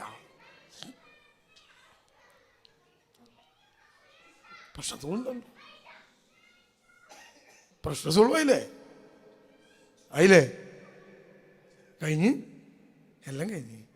മത്തം കുത്തിയ മത്തനെ മുളയ്ക്കുള്ളൂ. അപ്പുറത്തെ വീട്ടിലെ ആളെ സ്വഭാവം എൻ്റെ കുട്ടിക്ക് കിട്ടണമെന്ന് വിചാരിക്കരുത്. നമ്മൾ പഠിക്കുന്ന കാലത്ത് എങ്ങനെയായിരുന്നു? നിങ്ങളൊക്കെ നല്ല പഠിക്കായിരുന്നോ? ഇല്ലയെന്ന് ഉറപ്പാണ്. നല്ല പഠിച്ചില്ലെങ്കിൽ നിങ്ങൾ ഡോക്ടറും എഞ്ചിനീയറും ഒക്കെ ആവും. ഇനി നിങ്ങൾ ഡോക്ടർമാരുണ്ടോ അതിൽ കൈപൊക്കി കണ്ട്? ഇല്ലല്ലോ. അപ്പോൾ നല്ല പഠിച്ചില്ല. അപ്പം നിങ്ങളൊക്കെ ആരായിരുന്നു? നിങ്ങളും ഞാനും ഒക്കെ ആരാ? ആവറേജ്. ഈ എൻ്റെ കുട്ടി എന്താ ഉണ്ടാവുക? 80 വാങ്ങണം അല്ലേ? നിങ്ങളെ പിന്നെ പ്രോഗ്രസ് കാർഡും SLC ബുക്കും ഒക്കെ വീട്ടിലുണ്ടോ? കുട്ടി കാണാതെ നോക്കണം. ഉമ്മൻ്റെ ഉണ്ടോ വീട്ടിൽ? കുട്ടി കാണാതെ നോക്കണം. ധൈര്യം നിങ്ങളൊന്ന് കുട്ടീനെ മുമ്പ് കിട്ടുപിടിക്കി. ഉമ്മ കണ്ടോ? Full A+. എത്ര ഉമ്മക്ക് A+ ഉണ്ട്? ഞാൻ SLC എഴുതിയത് 1993-94 അന്ന് കേരളത്തിലാകെ SLC പാസ്സായത് 55% മനുഷ്യന്മാരാണ്. 45 തോറ്റി, ഫെയിലായി അല്ലേ? എൻ്റെ മൂത്ത കുട്ടി പഠിക്കുന്നത് +1. ആ പ്രായമാണ് എൻ്റെ പ്രായത്തിലുള്ള പാരൻസിനൊക്കെ ഉണ്ടാകുന്ന മക്കൾ. ഈ SLC ബുക്കാരെ മുമ്പിൽ കിട്ടിയിട്ട് വരാൻ പറ്റുമോ? നിങ്ങൾക്ക് പറ്റുമോ? അളമാറ ക്ലീനാക്കുമ്പോൾ ഉമ്മ മക്കളെ കൂടി കൂട്ടി, മക്കളെ കൂടി ചേർന്ന് അളമാറ ക്ലീനാക്കി. അപ്പോൾ അതിന് ബാപ്പാൻ്റെ പഴയ SLC ബുക്ക് കിട്ടി. കുട്ടി അത് എടുത്തു വെച്ചു. ബാപ്പ ജോലി കഴിഞ്ഞ് വന്നപ്പം ബാപ്പക്ക് ഇതാണ് കൊടുത്തു. ബാപ്പ ഇതൊരു മാർക്ക് ലിസ്റ്റാണല്ലോ, അത് പേരും അഡ്രസ്സൊന്നും ബാപ്പ നോക്കിയില്ല. മാർക്ക് ലിസ്റ്റ് കണ്ടതും ബാപ്പ ചീത്ത തുടങ്ങി. എത്ര പൈസ ചിലവാക്കിയിട്ടാണ് നിന്നെ പഠിപ്പിക്കണത്, മാർക്ക് വാങ്ങി വെച്ച കോലം കണ്ടില്ല. ചെറുക്കനൊക്കെ കേട്ടുന്നു. അവസാനം പറഞ്ഞു, ഉപ്പ അതിൻ്റെ മേലിൻ്റെ പേരൊന്ന് വായിച്ചു നോക്കുന്നു. പേര് വായിച്ചു നോക്കിയപ്പോൾ ഉപ്പാൻ്റെ മാർക്ക് ലിസ്റ്റാണ്. ഈ പറഞ്ഞതൊക്കെ പറയാ നമ്മുടെ കുട്ടി നമ്മളെ കുട്ടിയാണ്. ചാൻസുകൾ എന്തൊക്കെ ഉണ്ടെന്നറിയോ? ഒരു ഭാര്യയും ഭർത്താവും ചേരുമ്പോൾ കുട്ടിയാവും. അത് ഞാൻ പറഞ്ഞിരേണ്ട ആവശ്യമില്ലല്ലോ. ഇങ്ങനെ ചേരുമ്പോഴൊരു പ്രശ്നം എന്താ നിങ്ങളുടെ ഭാര്യയ്ക്ക് ഒരുപാട് ചീത്ത സ്വഭാവങ്ങളുണ്ടോ? ഇല്ല എങ്കിൽ നിങ്ങൾ ശ്രദ്ധിക്കണം. കാല് നിലത്ത് തട്ടുണ്ടോ നോക്കണം. ജിന്നാവാൻ സാധ്യത ഉണ്ട്. അടിയിൽ കൂടെ ഇങ്ങനെ കൈ വെച്ച് നോക്കിയാൽ മതി. ഉണ്ടോ നിങ്ങളെ ഭാര്യയ്ക്ക് എന്തെങ്കിലും കുഴപ്പങ്ങളുണ്ടോ സ്വഭാവത്തിൽ, പെരുമാറ്റത്തിൽ? ഒരു കാണൂല, നിങ്ങൾ പറഞ്ഞോ. ഓരോ നമ്മൾ അടച്ചിട്ടാണ്. ഉണ്ടോ? ഉണ്ട്. നിങ്ങളെ സ്വഭാവത്തിൽ എന്തെങ്കിലും പ്രശ്നങ്ങളുണ്ടോ? അവിടെ എന്തൊക്കെ പറയണ്ടേ, നമുക്കത് മൈൻഡ് ചെയ്യണ്ട. ഉണ്ടോ? ഉണ്ട്. ഒരു കുട്ടി ഉണ്ടാകുമ്പോൾ ഉമ്മാൻ്റെ കുറേ പോസിറ്റീവും ബാപ്പാൻ്റെ നെഗറ്റീവും കുട്ടിക്ക് കിട്ടും അല്ലേ? കിട്ടൂലേ? അങ്ങനെ കിട്ടിയാൽ വലിയൊരു കുഴപ്പമുണ്ടാവില്ലല്ലോ. പോസിറ്റീവ് ഉണ്ടല്ലോ കുറച്ച്. ഉമ്മാക്ക് കുറച്ച് പോസിറ്റീവ്സ് ഉണ്ടാവും, നെഗറ്റീവ്സ് ഉണ്ടാവും. ഉമ്മാൻ്റെ പോസിറ്റീവ് കിട്ടി, ബാപ്പാൻ്റെ നെഗറ്റീവ് കിട്ടി. ഇപ്പം എന്താ സംഭവിക്കുക? ഉമ്മ ഇടയ്ക്കിടയ്ക്ക് പറയും നിങ്ങളെ കുട്ടി എന്ന്. അത്രയേ ഉള്ളൂ. തിരിച്ചും ഉണ്ടാവില്ലേ? ഉമ്മാൻ്റെ നെഗറ്റീവും ബാപ്പാൻ്റെ പോസിറ്റീവും കിട്ടും അല്ലേ? ഉമ്മാൻ്റെ നെഗറ്റീവും ബാപ്പാൻ്റെ നെഗറ്റീവും കൂടി കിട്ടിയാലോ? നമ്മൾ ആഗ്രഹിക്കുന്നത് എന്താ? ഉമ്മാൻ്റെ പോസിറ്റീവും തന്നെ. ഒരിക്കലും കിട്ടൂല. എങ്ങനെ കിട്ടുക? അപ്പോൾ കുട്ടി ഹെറിഡിറ്റിയുടെ ഭാഗമാണ് എന്നർത്ഥം. എൻ്റെ ശബ്ദം എൻ്റെ ഉപ്പാൻ്റെ ശബ്ദമാണ്, എൻ്റെ മുടി ഉപ്പാൻ്റെ മുടിയാണ്, എൻ്റെ പ്രകൃതം ഉപ്പാൻ്റെ പ്രകൃതമാണ്. ഇതോട് തട്ടി ഞാൻ തീരുമാനിച്ചതല്ല. That's heredity. അപ്പോൾ സ്വഭാവവും ഇതുപോലെ കുട്ടീനെ കണ്ടിടത്തിന് എൻ്റെ മാതിരി തന്നെ ഒരു കുട്ടിയെന്ന് ഉമ്മയും പാപ്പി പറഞ്ഞിട്ട് കാര്യമില്ല. കുട്ടി മുഖം മാത്രമല്ല സ്വഭാവത്തിലും നിങ്ങളമാതിരി ഉണ്ടാവും. നല്ല ദേഷ്യമുള്ള ഉമ്മ കുട്ടി വലുതാകുമ്പോൾ സംഭവിക്കാറിയോ? അതേ ദേഷ്യം കുട്ടിക്കുണ്ടെങ്കിലോ കഴിഞ്ഞ് നിങ്ങൾ പിന്നെ നാട് വിടുകയല്ലേ. ഇതാ പ്രശ്നം. ഇനിയോ ഈ കുട്ടിക്ക് ഹെറിഡിറ്റി ഉണ്ട്, നമുക്കൊന്നും ചെയ്യാൻ പറ്റൂല. നമ്മൾ ഹെറിഡിറ്റി കുട്ടിക്ക് കിട്ടി. എൻവയോൺമെൻറ്റ് കൊടുക്കാൻ നമുക്ക് പറ്റും. ഹെറിഡിറ്റി നമുക്ക് കൺട്രോൾ ചെയ്യാൻ പറ്റാത്ത സാധനമാണ്. നമ്മളെങ്ങനെ ഹെറിഡിറ്റി കൺട്രോൾ? നമുക്ക് ഭാര്യയും ഭർത്താവും ബന്ധപ്പെടുമ്പോൾ ഇതൊക്കെ വേണമെന്ന് നമുക്ക് പിന്നെ കസ്റ്റമൈസ് ചെയ്യാൻ കഴിയില്ല. കുട്ടി ജനിച്ചു, അള്ള തന്നു, ആ കുട്ടിക്ക് അതിൻ്റെ പ്രകൃതം ഉണ്ടാകും ആണല്ലോ. പക്ഷേ ഈ എൻവയോൺമെൻറ്റ് നമ്മൾ പ്രൊവൈഡ് ചെയ്യുന്ന സാധനമാണ്. എൻവയോൺമെൻറ്റിലാണ് നമുക്ക് ചില കാര്യങ്ങൾ ചെയ്യാനുള്ളത്. അതുകൊണ്ട് ഇനിയുള്ള പരിഹാരം എന്താ? ഭാര്യയും ഭർത്താവും തമ്മിൽ ഈ വീട്ടിനകത്ത് സൗഹൃദത്തിലാണ് കഴിയുന്നത് എന്ന് കുട്ടിയെ നിങ്ങൾ നോക്കൂ. നിങ്ങൾ കുട്ടീൻ്റെ ലോകം 600 സ്ക്വയർ ഫീറ്റാണ്. 600 സ്ക്വയർ ഫീറ്റ് എന്നൊക്കെ പറഞ്ഞാൽ വലുതായി. 400-300 സ്ക്വയർ ഫീറ്റാണ് ഒരു ഫ്ലാറ്റ്. നിങ്ങളെ കുട്ടീൻ്റെ ലോകം അതാ. ഈ ഫ്ലാറ്റിലുള്ള ജീവിതത്തിൻ്റെ പ്രശ്നം എന്താ പറയുക? പണ്ടത്തെ കാലത്തെ ജീവിതവും ഫ്ലാറ്റിലെ ജീവിതവും ഒരേപോലെയാണ്. പണ്ട് കാലത്തെ വീടുകൾക്കൊരു പ്രത്യേകത ഉണ്ടായിരുന്നു. ബെഡ്റൂമുകൾക്കൊക്കെ മോൾ ഭാഗത്ത് ചുമരുണ്ടാവില്ല. ഓടിച്ച വീട് നിങ്ങൾക്ക് അറിയാലോ, ബെഡ്റൂമിൻ്റെ ഒരു ചുമരുണ്ടാവും, മോൾ ഭാഗത്ത് കൂടെ ഉണ്ടാവില്ല. അപ്പോൾ ഇപ്പുറത്തെ റൂമിൽ നിന്ന് എന്തെങ്കിലും കച്ചറുണ്ടാക്കി അപ്പുറത്തുനിന്ന് അമ്മായിമ്മയും അമ്മോശനും കേൾക്കും. അതുകൊണ്ട് മിണ്ടാതെക്കും, ഒച്ച ഉണ്ടാക്കൂല. ചിലപ്പോൾ അമ്മോശൻ്റെ കയ്യിൽ ടോർച്ച് ഉണ്ടാവും, അടിച്ചു നോക്കുകയൊക്കെ ചെയ്യും മേലെ കൂടി, ഇതെന്താ അവിടെ കച്ചറാന്ന് അല്ലേ. അപ്പോൾ ഒരു സാധനം പറയാൻ പറ്റില്ല, എന്ത് പറഞ്ഞാലും അപ്പുറത്തെ റൂമ് കേൾക്കും. ഫ്ലാറ്റോ നിങ്ങളും ഭാര്യയും തമ്മിൽ എന്ത് കച്ചറുണ്ടെങ്കിലും ഈ 300 സ്ക്വയർ ഫീറ്റിനകത്ത് ജീവിക്കുന്ന മക്കൾക്ക് അത് അറിയാൻ പറ്റുമെന്ന് നോക്കണം. കുട്ടിക്ക് അത് മനസ്സിലാവും. അത് കുട്ടിയുടെ ജീവിതത്തെ, നിങ്ങളുടെ ജീവിതത്തെ സ്വാധീനിക്കും. കുട്ടിയോട് നമുക്ക് പറയാൻ പറ്റുമോ നീ ഇങ്ങനെയല്ല എന്ന് പറയാൻ പറ്റുമോ? ഇല്ല. അത് കുട്ടിയുടെ ജീവിതത്തെ തീർച്ചയായിട്ടും സ്വാധീനിക്കും. അവിടെയാണ് നാം ചിന്തിക്കേണ്ടത്. വളരെ കോർഡിയലായിട്ടുള്ള ഒരു പ്രശ്നവുമില്ലാത്ത ഒരു ജീവിതം നമ്മുടെ ഭാര്യാഭർത്തൃ ബന്ധം നടക്കുന്നുവെന്ന് നിങ്ങൾ ഉറപ്പുവരുത്തണം. ഇതിനിടയിലൂടെ കഴിഞ്ഞു പോകുന്ന ജീവിതത്തെ നിങ്ങൾ നോക്കിക്കാണണം, ദാമ്പത്യം നോക്കിക്കാണണം. ഏറ്റവും പ്രശ്നമുള്ളത് നിങ്ങൾ വിചാരിക്കുന്ന പോലെ സാധാരണ പണിയെടുത്ത് ജീവിക്കുന്ന ആളുകളിലല്ല. ഏറ്റവും വലിയ ദാമ്പത്യ പ്രശ്നങ്ങളുള്ളത് പ്രൊഫഷണൽസിൻ്റെ ഇടയിലാണ് നിങ്ങൾ നോക്കണം. കാരണം എന്താ, അവർ ഫുള്ളി ഇൻവോൾവ്ഡ് ആണ്. സ്ട്രെസ്സാണ്. ഈ സ്ട്രെസ്ഫുൾ സിറ്റുവേഷനിൽ സെക്സ് വരെ നടക്കൂല. കംഫർട്ടബിൾ സിറ്റുവേഷനിൽ ഈ സെക്സ് സ്നേഹമൊക്കെ നടക്കുള്ളൂ. സോഫ്റ്റ് സ്കിൽ, ഹാർഡ് സ്കിൽ എന്ന് പറയുന്ന രണ്ട് സാധനമുണ്ട്. കംഫർട്ടബിൾ ആകുമ്പോൾ ഒരാൾക്ക് ഭയങ്കര രണ്ട് ഭാഗത്തും തോക്ക് ചൂണ്ടി നിന്നിട്ട് നിങ്ങൾ സ്നേഹിക്കുക പറഞ്ഞാൽ സ്നേഹിക്കാൻ കഴിയുമോ മനുഷ്യന്? ഇല്ല. കംഫർട്ടബിൾ ആയിട്ടുള്ള ഒരു അവസ്ഥയിൽ മാത്രമേ സെക്സും സ്നേഹവും വരൂ എന്ന് ഓർക്കണം. അതുകൊണ്ട് നമ്മൾ ആദ്യം വേണ്ടത് ഈ പണി എടുക്കുന്നത് പൈസക്കാണ്. അതുകൊണ്ട് ആ പണിയോട്, അതിന് എടുക്കുന്ന പണിയുടെ ആത്മാർത്ഥത കാണിക്കുക, എങ്കിലേ ഹലാലാവും. അത് കഴിഞ്ഞാൽ ആ സാധനം തലയിൽ ചുമന്ന് വീട്ടിൽ കൊണ്ടുവരാതിരിക്കുക. ഇവിടെ എത്തിക്കഴിഞ്ഞാൽ നിങ്ങളുടെ ഫോണും, ഈ മിക്ക കമ്പനികളും ഹോസ്പിറ്റലുകളും ഒക്കെ ചെയ്യുന്ന പണി മൊബൈൽ ഫോൺ ഉപയോഗിക്കാൻ സമ്മതിക്കില്ല. മോണിറ്ററിംഗ് ആണ്. ഗൾഫിലൊക്കെ ചില കമ്പനികളിൽ ഫോൺ ഉപയോഗിക്കുന്നുണ്ടോ നോക്കാൻ വേണ്ടിയാണ്ട് ഒരാളെ ശമ്പളത്തിന് നിർത്തിയിട്ടുണ്ടാവും. അനങ്ങാൻ അപ്പം ഈ ഇവരെന്ത് ചെയ്യും? ഇതെല്ലാം കൂടി കഴിഞ്ഞ് അവരിങ്ങ് വരും. വീട്ടിലെത്തി കഴിഞ്ഞാൽ അവർക്ക് സോഷ്യൽ മീഡിയ നോക്കണ്ടേ, ഗ്രൂപ്പ് നോക്കണ്ടേ, ഇഷ്ടം നോക്കണ്ടേ, ഫാമിലി ഗ്രൂപ്പ് നോക്കണ്ടേ. അപ്പോൾ മുഴുവൻ കോമ്പൻസേറ്റ് ചെയ്യപ്പെടുക ഈ വീട്ടിലുണ്ടാകുന്ന ക്വാളിറ്റി ടൈമാണ്. ഇതൊക്കെ നമ്മൾ മനസ്സിലാക്കി വെച്ചാൽ നിങ്ങളുടെ ജീവിതത്തിൽ ഒരു വലിയ മാറ്റം ഉണ്ടാവും. കോമ്പൻസേഷൻ ഒരിക്കലും, കുട്ടി ഇതിന് വില കൊടുക്കരുത് എന്ന് നിങ്ങൾ തിരിച്ചറിയണം. നല്ലൊരു എൻവയോൺമെൻറ്റ് കുട്ടിക്ക് ഒരുക്കുക, വീട്ടിൽ വളരാൻ, കുട്ടിക്ക് ഓടാൻ, കളിക്കാൻ, ഇടയ്ക്ക് പുറത്ത് കൊണ്ടുപോവുക. പിന്നെ ഒരിത്തിരി പൈസ കൂടിയാലും കുറച്ചുകൂടി സൗകര്യമുള്ള ഫ്ലാറ്റിലേക്ക് മാറാൻ പറ്റുമെങ്കിൽ ദാറ്റ് ഇസ് ഗുഡ്. കുട്ടിക്ക് കളിക്കാനും ഓടാനും ചാടാനും കുട്ടിക്ക് എനർജി ഉണ്ടാവും. മദ്രസൻ്റെ പ്രശ്നം എന്താ? അടങ്ങിയിരിക്കില്ല. ഇപ്പം കണ്ടില്ല നിങ്ങൾ ഓടുന്നത്? അവർക്ക് കിട്ടിയ ചാൻസാണിത്.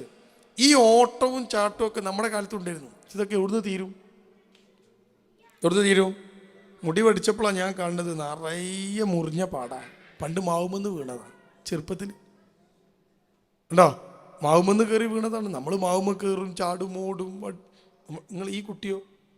ബ്രോയിലർ ചിക്കന് ഒരു സ്ഥലത്ത് നിന്ന് മറ്റൊരു സ്ഥലത്തേക്ക് കൊണ്ടുപോകുന്ന പോലെ ബസ് കുമ്മ കയറ്റി കൊടുക്കുന്നു, അതിലങ്ങനെ ഇരിക്കുന്നു അല്ലേ? ലോറിൻ്റെ കളർ വ്യത്യാസം ഉണ്ടെന്ന് മാത്രമേ ഉള്ളൂ. മഞ്ഞ കളർ ലോറിയാണ്. അതിൽ കുട്ടിയെ കൊണ്ടുപോകുന്നു, അവിടെ ചിക്കൻ ഇറക്കുന്നു, അവിടുന്ന് കുറച്ച് പ്രോസസ്സിംഗ് നടത്തുന്നു, ചിക്കൻ തിരിച്ച് കയറ്റുന്നു, വീട്ടിൽ നമ്മൾ റിസീവ് ചെയ്യുന്നു, പിറ്റേന്ന് അങ്ങോട്ട് തന്നെ കയറ്റുന്നു. ഇതല്ലേ പരിപാടി.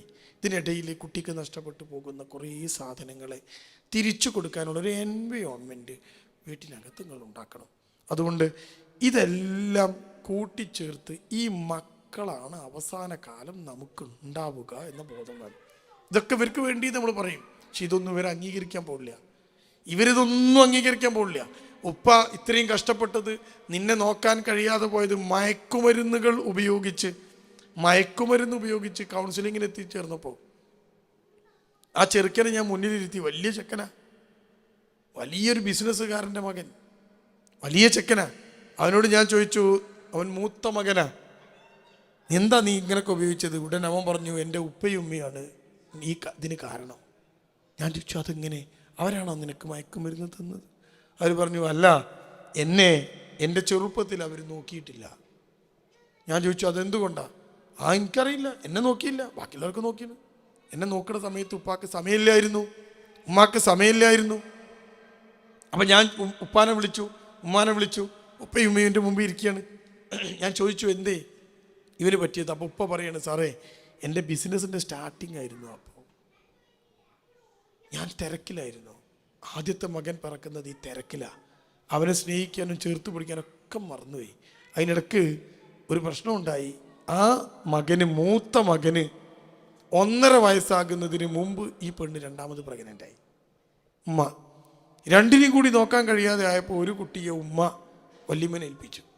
ഉമ്മാനും പാപ്പാനും സ്നേഹം കിട്ടാതെ ഈ കുട്ടി ഇങ്ങനെ വളർന്നു, കുറേ ബോർഡിങ് പഠിച്ചു, സാധനം പഠിച്ചു. അവസാനം ഇവനൊരു റിബലായി മാറി. ഉപ്പ പറയണത് എന്താണെന്നറിയ, എൻ്റെ മുമ്പിൽ ഇവർക്ക് സ്വത്തുണ്ടാക്കാനായിരുന്നു ഞാനന്ന് ചെയ്തതെന്നാ. ഇവൻ പറയണത് എന്താ പറയുക, നിങ്ങൾക്ക് ആര് പറഞ്ഞു, ആർക്ക് വേണം ഈ സ്വത്ത്? പോയി പണി നോക്കാൻ പറ, എനിക്ക് വേണ്ട, അനിയന്മാർ കൊടുത്തോട്ടെ. കുട്ടികൾ നാളെ അത് ചോദ്യം ചെയ്യും. അതുകൊണ്ട് കൃത്യമായിട്ട് നാം ബോധമുണ്ടാക്കി വെക്കേണ്ട ഒരു സാധനം, മനുഷ്യൻ എന്ന ജീവിയുടെ പ്രത്യേകതകളെക്കുറിച്ച് നമ്മൾ അറിയണം. മനുഷ്യൻ്റെ പ്രത്യേകത എന്താ പറയുക നിങ്ങൾക്ക്? വാലില്ല, ചിരിക്കും, കരയും, അല്ലേ? വിശേഷ ബുദ്ധിയുണ്ട്, ഇതൊക്കെ ഇപ്പം നിങ്ങൾ പറയാൻ പോകുന്നുണ്ടാവുക. അങ്ങനല്ലേ? സംസാരിക്കൂ. ഇതൊക്കെ നിങ്ങൾ പറയാൻ പോണ്. ഇതൊക്കെ നിങ്ങൾ അവിടെ വെച്ചോ. ഞാൻ മനുഷ്യൻ്റെ 3 പ്രത്യേകത പറയാം. നമ്പർ 1, സുദീർഘമായി മക്കളെ പോറ്റുന്ന ജീവി. ശരിയാണോ? ആണോ? കോഴി എത്ര കാലം മക്കളെ പോറ്റും? പൂച്ച, ആട്, പശു. 1 കൊല്ലത്തിനപ്പുറത്ത് കുട്ടീനെ പോറ്റുന്ന ഒരു ജീവിനെ പറഞ്ഞു നിങ്ങൾ, ഞാൻ എന്താ ചങ്ങക്ക് തരാം. 1 കൊല്ലത്തിനപ്പുറത്ത് മക്കളെ പോറ്റുന്ന ഒരു ജീവിൻ്റെ പേര് പറയും. ഇല്ല അല്ലേ? ഇല്ലല്ലോ. ഞാൻ പറയാം, മനുഷ്യൻ. നിങ്ങളെ കുട്ടികൾക്കൊക്കെ എത്ര പ്രായമായി? എത്ര പ്രായം മക്കൾക്ക്? 14, 11. എത്ര കൊല്ലം അതിനെ പോറ്റാണ്? 11 കൊല്ലല്ലേ? Very good, ഷാറായി. 20 വയസ്സുള്ള കുട്ടികളവരില്ലേ ഇതിൽ? എത്ര കൊല്ലം നിങ്ങൾ കുട്ടീനെ പോറ്റാണ്? 20. ഞാനൊരു ചോദ്യം ചോദിച്ചാൽ നിങ്ങൾ സത്യം പറയണേ, ഇതെന്ന് തീരും? ഈ 11 വയസ്സുള്ള കുട്ടീനെ പോയിട്ട് തീരുന്ന ഡേറ്റ് പറയൂ. ഞാൻ കുറേ ഡേറ്റ് നിങ്ങളോട് ചോദിച്ചില്ല, ഒക്കെ അവസാനം തന്നാൽ മതി. തീരൂലേ? 2ാമത്തെ പ്രത്യേകത അതാണ്, ജീവിതം മുഴുവൻ മക്കളെ പോറ്റുന്ന ജീവി.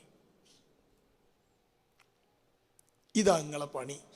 കല്യാണം കഴിച്ച് കുട്ടികളായോ? പെട്ട് ഈനെ പോറ്റി തന്നെ. ഇനി ജീവിതം മുഴുവൻ ഈനെ പോറ്റുക. എന്ന് തീരും? കോഴിയാണെങ്കിൽ നിങ്ങൾക്ക് ധൈര്യത്തിൽ പോറ്റാം, 4-5 മാസം കൊണ്ട് തീരും. പൂച്ചയാണോ? 6 മാസം കൊണ്ട് തീരും. പട്ടിയാണോ? പെട്ടെന്ന് തീരും. പക്ഷെ നിങ്ങളതൊന്നുമല്ല, മനുഷ്യരാണ്. ഇത് തീരൂല. പെട്ട് ചൊറഞ്ഞ് എന്നും തീരൂല. ഇനിയോ 3, ഞാൻ മനുഷ്യൻ്റെ പ്രത്യേകത പറയണേ. 3ാമത്തെ പ്രത്യേകത എന്താ? മനുഷ്യൻ മാത്രമാണ് മക്കളിൽ പ്രതീക്ഷയുള്ള ജീവി. നിങ്ങൾ പ്രതീക്ഷിക്കില്ലേ നിങ്ങളുടെ മക്കളിൽ? എന്തൊക്കെ ഉണ്ട് അല്ലേ? എന്തൊക്കെ അല്ലേ ഉണ്ട്. ഏതെങ്കിലും ഒരു പട്ടി പ്രതീക്ഷിക്കാറുണ്ടോ? ഞാൻ വയസ്സായി അട്ടം നോക്കി കിടക്കുമ്പോൾ എൻ്റെ മക്കൾ വന്നുകൊണ്ട് തിന്നാൻ തരുന്നു? ഏതെങ്കിലും കോഴി പ്രതീക്ഷിക്കാറുണ്ടോ? വാദം വന്ന് കിടക്കുമ്പോൾ കാല് തിരുമ്പി തരാൻ കോഴി മക്കൾ വരുമെന്ന്? ഏതെങ്കിലും ഒട്ടകം പ്രതീക്ഷിക്കാറുണ്ടോ? ഇല്ല. അവർക്കൊന്നും മക്കളിൽ പ്രതീക്ഷയില്ല. നിങ്ങൾക്കാണെങ്കിൽ ഇല്ലാത്ത പ്രതീക്ഷയാണ്. മക്കൾ നമ്മൾ മറന്നുപോയി. അതിന് ഞങ്ങൾക്ക് മന്ത്രം പഠിപ്പിച്ചു തന്നിന്. ആ മന്ത്രം ചൊല്ലിയാൽ കുറേ ആശ്വാസം ഉണ്ടാവും. 3 പ്രാവശ്യം ചൊല്ലണം കേട്ടോ. ഭാര്യക്കും പഠിപ്പിച്ചു കൊടുക്കണം. കുട്ടി നോക്കി നിങ്ങളെ കുട്ടി എന്ന് പറയുമ്പോൾ ചോദിക്കണം, മന്ത്രം ചൊല്ലിക്കോളൂ. ഒരു പ്രശ്നവും വീട്ടിലുണ്ടാവില്ല അല്ലേ? അപ്പം ഞാൻ ചില ചിന്തകൾ, നിങ്ങൾ വലിയ വിദ്യാഭ്യാസമുള്ളവരാണ്, നിങ്ങൾ പ്രൊഫഷണലായി ജോലി ചെയ്യുന്നവരാണ് ഭൂരിഭാഗം പേരും. അതുകൊണ്ട് ഞാൻ നിങ്ങൾക്ക് ചിന്തകൾ ഇട്ടിരുന്നു, അതിലുള്ള സൊല്യൂഷൻ കുറേ ഞാൻ പറഞ്ഞു, നിങ്ങൾ തീരുമാനിക്കണം. അപ്പോൾ നാം പ്രതീക്ഷിക്കുന്ന നമ്മുടെ മക്കൾ, ജീവിതകാലം മുഴുവൻ പോറ്റേണ്ട ഈ മക്കൾ റോങ് ആയാൽ നിങ്ങളെന്താവും? അവസാന കാലത്ത് ഈ ഗൾഫിൽ ഭാര്യയും ഭർത്താവും കൂടി നയിക്കേണ്ട എത്ര ശമ്പളം ഉണ്ട് നിങ്ങൾക്ക്? 1 ലക്ഷമൊക്കെ ഉണ്ടോ? നിങ്ങൾ മിണ്ടാത്ത ഉണ്ടാവൂ? 2 ലക്ഷമൊക്കെ ഉണ്ടോ? എനിക്ക് അവിടുത്തെ നിർത്തി ഇങ്ങോട്ട് വരാനാണ് ചോദിക്കുന്നത് അല്ലേ? നാട്ടിൽ സ്വത്തും പറമ്പൊക്കെ ഉണ്ടോ? ഉണ്ടോ? കാറുണ്ടോ നാട്ടിൽ? വീടുണ്ടാക്കിയോ? നാട്ടിൽ ഉണ്ടാക്കിയോ? ഇടയ്ക്കിടയ്ക്ക് ചെതലിൻ്റെ മരുന്ന് അടിക്കാറില്ലേ? ഉണ്ട്. ശരി, ഓക്കെ, ഒക്കെ ഉണ്ട്. ഇതൊക്കെ നിർത്തി നമ്മൾ പുറേ കണ്ട് പോകും. പിന്നെ ആരാണ്ടാവുക? നിങ്ങളുണ്ടാക്കിയ ഒരു സ്വത്ത് കൊണ്ടും നിങ്ങൾക്ക് സമാധാനം കിട്ടില്ല. നിങ്ങളുണ്ടാക്കിയ വീട് എത്ര AC വെച്ച് തണുപ്പിച്ചാലും AC പുറേ തണുപ്പിക്കുള്ളൂ, അകം തണുപ്പിക്കില്ല. അകം തണുക്കാൻ ഏറ്റവും മികച്ച മക്കളും ഉണ്ടാവണം. അകം തണുക്കുന്ന AC-ആണത്. ആ മക്കൾ ഇങ്ങോട്ട് നന്നായാലുണ്ടല്ലോ, കുളിർമയുള്ള മക്കൾ എന്ന് നിങ്ങൾ പറയാം മക്കളെയാണ്. ആ കുളിർമ AC-ക്ക് തരാൻ കഴിയില്ല. AC നിങ്ങൾ 16-ലിട്ടോ, എന്നിട്ട് ബ്ലാങ്കറ്റ് പോച്ച് കിടന്ന് നല്ല തണുപ്പ് കിട്ടും. പക്ഷെ ഉള്ളിൽ ചൂടാണെങ്കിലോ, മക്കൾ നന്നായാൽ മാത്രമേ കൂട്ടരെ അവസാനം നമുക്ക് സമാധാനം കിട്ടുള്ളൂ. നമ്മളുണ്ടാക്കിയ സ്വത്തും മുതലും പറമ്പും ഇതൊക്കെ കുട്ടികൾ ഓരി വെച്ചെടുക്കും. നിങ്ങളേതായാലും നിങ്ങളുണ്ടാക്കിയ വീട്ടിൽ താമസിച്ചില്ലല്ലോ അല്ലേ? ഞാനൊരു സ്വകാര്യം ചോദിക്കട്ടെ, നിങ്ങളെ മക്കളെ താമസിക്കുമോ? നിങ്ങളെ വാപ്പുണ്ടാക്കിയ വീട് നിങ്ങൾക്ക് പറ്റിയോ? നിങ്ങളെ വാപ്പുണ്ടാക്കിയ വീട് നിങ്ങൾക്ക് പറ്റുമോ? അതെ, അവിടെ എന്താ കുഴപ്പം? എന്തിനാ നിങ്ങളെ ഇടിച്ചു പൊളിച്ച് കളഞ്ഞ്? നിങ്ങളുണ്ടാക്കിയ വീട് നിങ്ങളെ മക്കൾ ജീവിക്കയില്ല?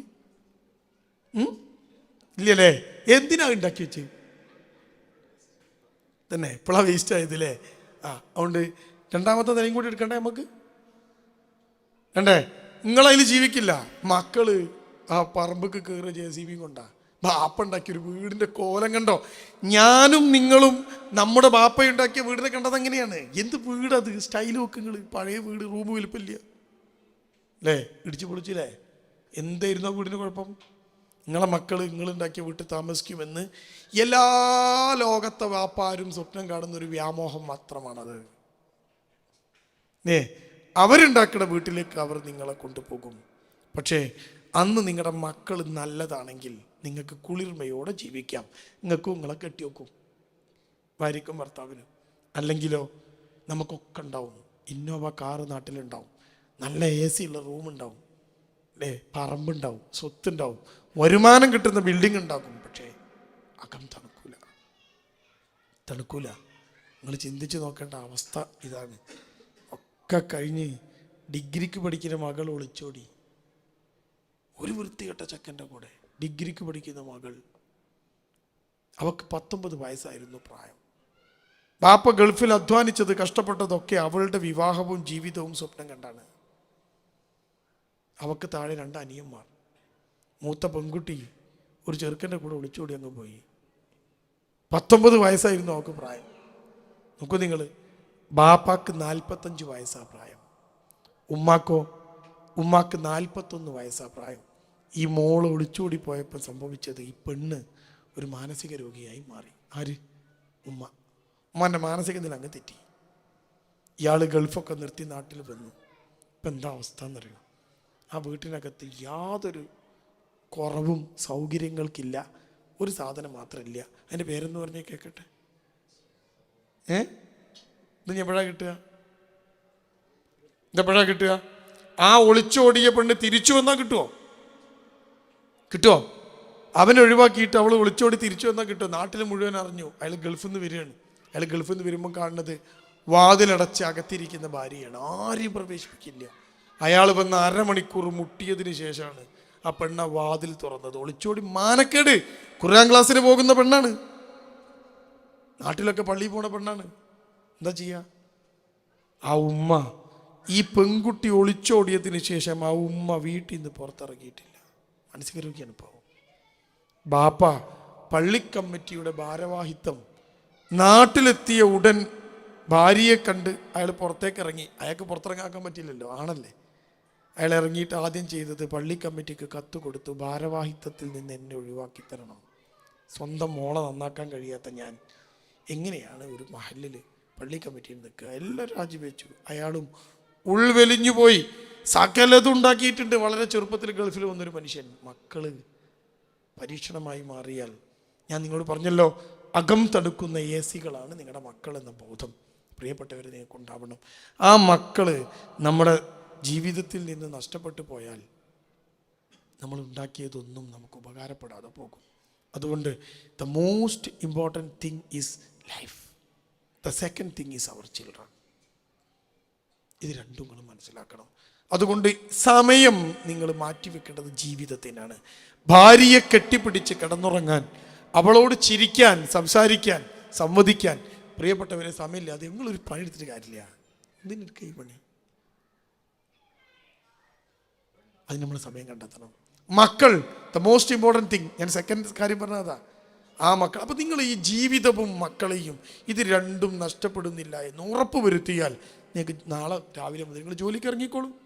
പക്ഷേ എല്ലാ കാര്യങ്ങളും ചെയ്യുന്ന കൂട്ടത്തിൽ ഈ 2 കാര്യങ്ങളും മറന്നു പോകരുത്. നമ്മുടെ ജീവിതം ഇനി ചേർത്ത് പറയട്ടെ, പാരൻറ്റിംഗ് ആണ്, ചേർത്ത് പറയട്ടെ, ആയുസ്, ആരോഗ്യമുള്ള കാലം സ്നേഹിക്കാത്ത ഒരു ഭാര്യയും ആരോഗ്യമില്ലാത്ത കാലത്ത് നമ്മളെ നോക്കൂല. നിങ്ങൾ ചിന്തിക്കണം ആ വിഷയം. ആരോഗ്യം മുഴുവൻ കണ്ട ഹോസ്പിറ്റലിലും നാട്ടുകാർക്കും ഒക്കെ കൊടുത്തിട്ട് ആരോഗ്യമില്ലാത്ത കാലത്ത് ചുരുണ്ടുകൂടി മൂലൊക്കെ കിടന്നാൽ ആ പെണ്ണിന് നിങ്ങളെ സ്നേഹിക്കാൻ കഴിയില്ല. ആരോഗ്യമുള്ള കാലത്ത് കൊടുക്കുന്ന സ്നേഹമാണ് ആരോഗ്യമില്ലാത്ത കാലത്ത് ഉറവയായി പുറത്തു വരേണ്ടത്.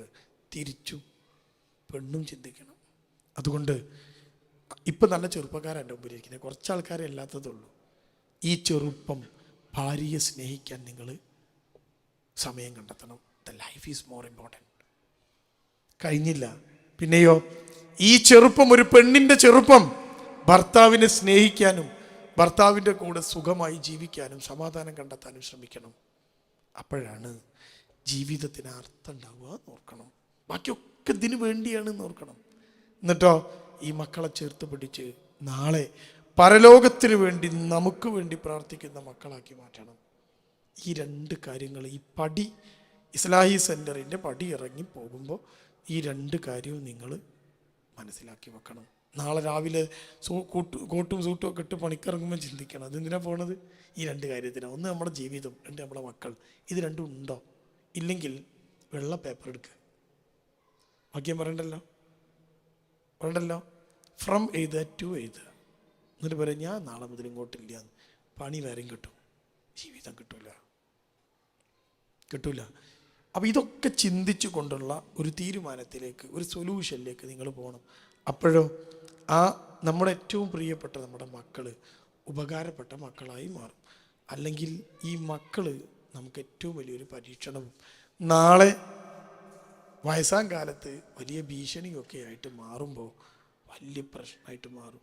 നീ ഒരൊറ്റ കാര്യം കൂടി പറഞ്ഞ് ഞാൻ അവസാനിപ്പിക്കുകയാണ്. 24 വയസ്സായ മകൾ വിവാഹത്തിന് സമ്മതിക്കാതെ വീട്ടിനകത്തിരിപ്പാണ്. അവൾക്ക് കല്യാണം വേണ്ട. 24 വയസ്സുണ്ട്. ഈ ബാപ്പയും ഉമ്മയും ഒരു കല്യാണത്തിന് പോവില്ല, പുറത്തൊന്നും പോവില്ല. പോകുമ്പോൾ എല്ലാവരും ചോദിക്കും എന്ത് ചോദിക്കും? എന്താ ഉത്തരം പറയാ? ഡിപ്രസ്ഡ് ആയിട്ടിരിക്കുന്ന ബാപ്പ മോളിങ് കൊണ്ട് വരിക എൻ്റെ അടുത്ത്. മോളിങ് കൊണ്ട് വന്നിട്ട് 24-കാരി മകൾ അവളുടെ ചെറുപ്പവും യുവത്വവും ഒക്കെ വിട്ടു പോവാണ്. ആ പെൺകുട്ടീനോട് ഞാൻ ചോദിച്ചു, നിനക്ക് എന്താ പറ്റിയത്, ഒരു ജീവിതം വേണ്ടേ എന്ന് ചോദിച്ചപ്പോൾ അവൾ എൻ്റെ മുമ്പിൽ പറഞ്ഞൊരു കാര്യമുണ്ട്. എന്താണെന്നറിയോ? എൻ്റെ വാപ്പയും ഉമ്മയും ജീവിച്ച പോലെയുള്ള ഒരു ജീവിതമാണ് സാർ ഉദ്ദേശിക്കുന്നതെങ്കിൽ I don't want that life. എനിക്ക് വേണ്ട. ഞാൻ അന്തം വിട്ട് ചോദിച്ചു, അതെന്താ മോളെ നീ അങ്ങനെ പറയണത്? വീണ്ടും ആ പെൺകുട്ടീനോട് പറഞ്ഞു, സാറ് പറയുന്ന ലൈഫ് എന്നത് ഒരു ഭാര്യയും ഭർത്താവും തമ്മിലുള്ള ലൈഫല്ലേ? യെസ്, എൻ്റെ ഉമ്മയും പാപ്പയും ജീവിച്ച ജീവിതമാണ് സാർ ഉദ്ദേശിക്കുന്നത് എങ്കിൽ ഐ ഡോണ്ട് വാണ്ട്. ഈ കുട്ടിയെ നമ്മൾ എന്ത് പറഞ്ഞ ആ കൂട്ടരെ ബോധ്യപ്പെടുത്തുക എന്ന് നിങ്ങൾ ഓർക്കണം. അങ്ങനെ വിവാഹം കഴിക്കാതെ നിങ്ങളുടെ മകൾ ഈ ഓടിക്കളിക്കുന്ന ഇസ്ലാഹി സെൻറ്ററിൻ്റെ മുറ്റത്ത് ഓടിക്കളിക്കുന്ന ചെറിയ മക്കൾ എന്തൊരു രസമുണ്ട് കാണാമെന്നറിയോ? ആ കുട്ടി ഇപ്പോൾ കാണാൻ നല്ല രസമാണ്. നാളെ നിങ്ങൾക്കൊരു ഭീഷണിയായി ആ കുട്ടി മാറരുത് എങ്കിൽ കൃത്യമായ കാര്യങ്ങൾ നിങ്ങൾ ചെയ്തിരിക്കണം. ദീനി അറ്റ്മോസ്ഫിയർ കുടുംബത്തിനകത്തും പുറത്തും മക്കളെ വളർത്തുന്നതിലൊക്കെ കൊണ്ടുവന്നിരിക്കണം. അങ്ങനെ നാളെ പരലോകത്തും ഇഹലോകത്തുമൊക്കെ നമുക്ക് സന്തോഷം തരുന്ന ഉപകാരപ്പെടുന്ന മക്കളായി നമ്മുടെ മക്കൾ മാറട്ടെ എന്ന് ആത്മാർത്ഥമായി പ്രാർത്ഥിച്ചുകൊണ്ട് നാം ഓരോരുത്തരെയും ഈ പുണ്യഭൂമിയായ മക്കത്താണ് ഞാനും നിങ്ങളൊക്കെ ഉള്ളത്. അള്ളാഹ്ക്കും ഒക്കെ ഇഷ്ടപ്പെട്ട പ്രാർത്ഥനകൾക്ക് ഒരുപാട് ഇരട്ടി പ്രതിഫലമുള്ള ഈ ഭൂമിയിൽ നമ്മുടെ പ്രാർത്ഥനകൾക്ക് അള്ളാഹ് സുബ്ഹാനഹു വ തആല ഉത്തരം നൽകുമാറാവട്ടെ. ഇതുപോലെ നാളെ സ്വർഗപ്പൂങ്കാവനത്തിൽ മക്കളോടും ഭാര്യമാരോടും ഒന്നിച്ച് ഉല്ലസിക്കുന്നവരുടെ കൂടെ അള്ളാഹു സുബ്ഹാനഹു വ തആല നാം ഏവരെയും ഉൾപ്പെടുത്തി അനുഗ്രഹിക്കുമാറാവട്ടെ. ربنا هب لنا من ازواجنا وذرياتنا قرة اعين واجعلنا للمتقين اماما ربنا آتنا في الدنيا حسنة وفي الآخرة حسنة وقنا عذاب النار واخر دعوانا الحمد لله رب العالمين. السلام عليكم ورحمة الله وبركاته.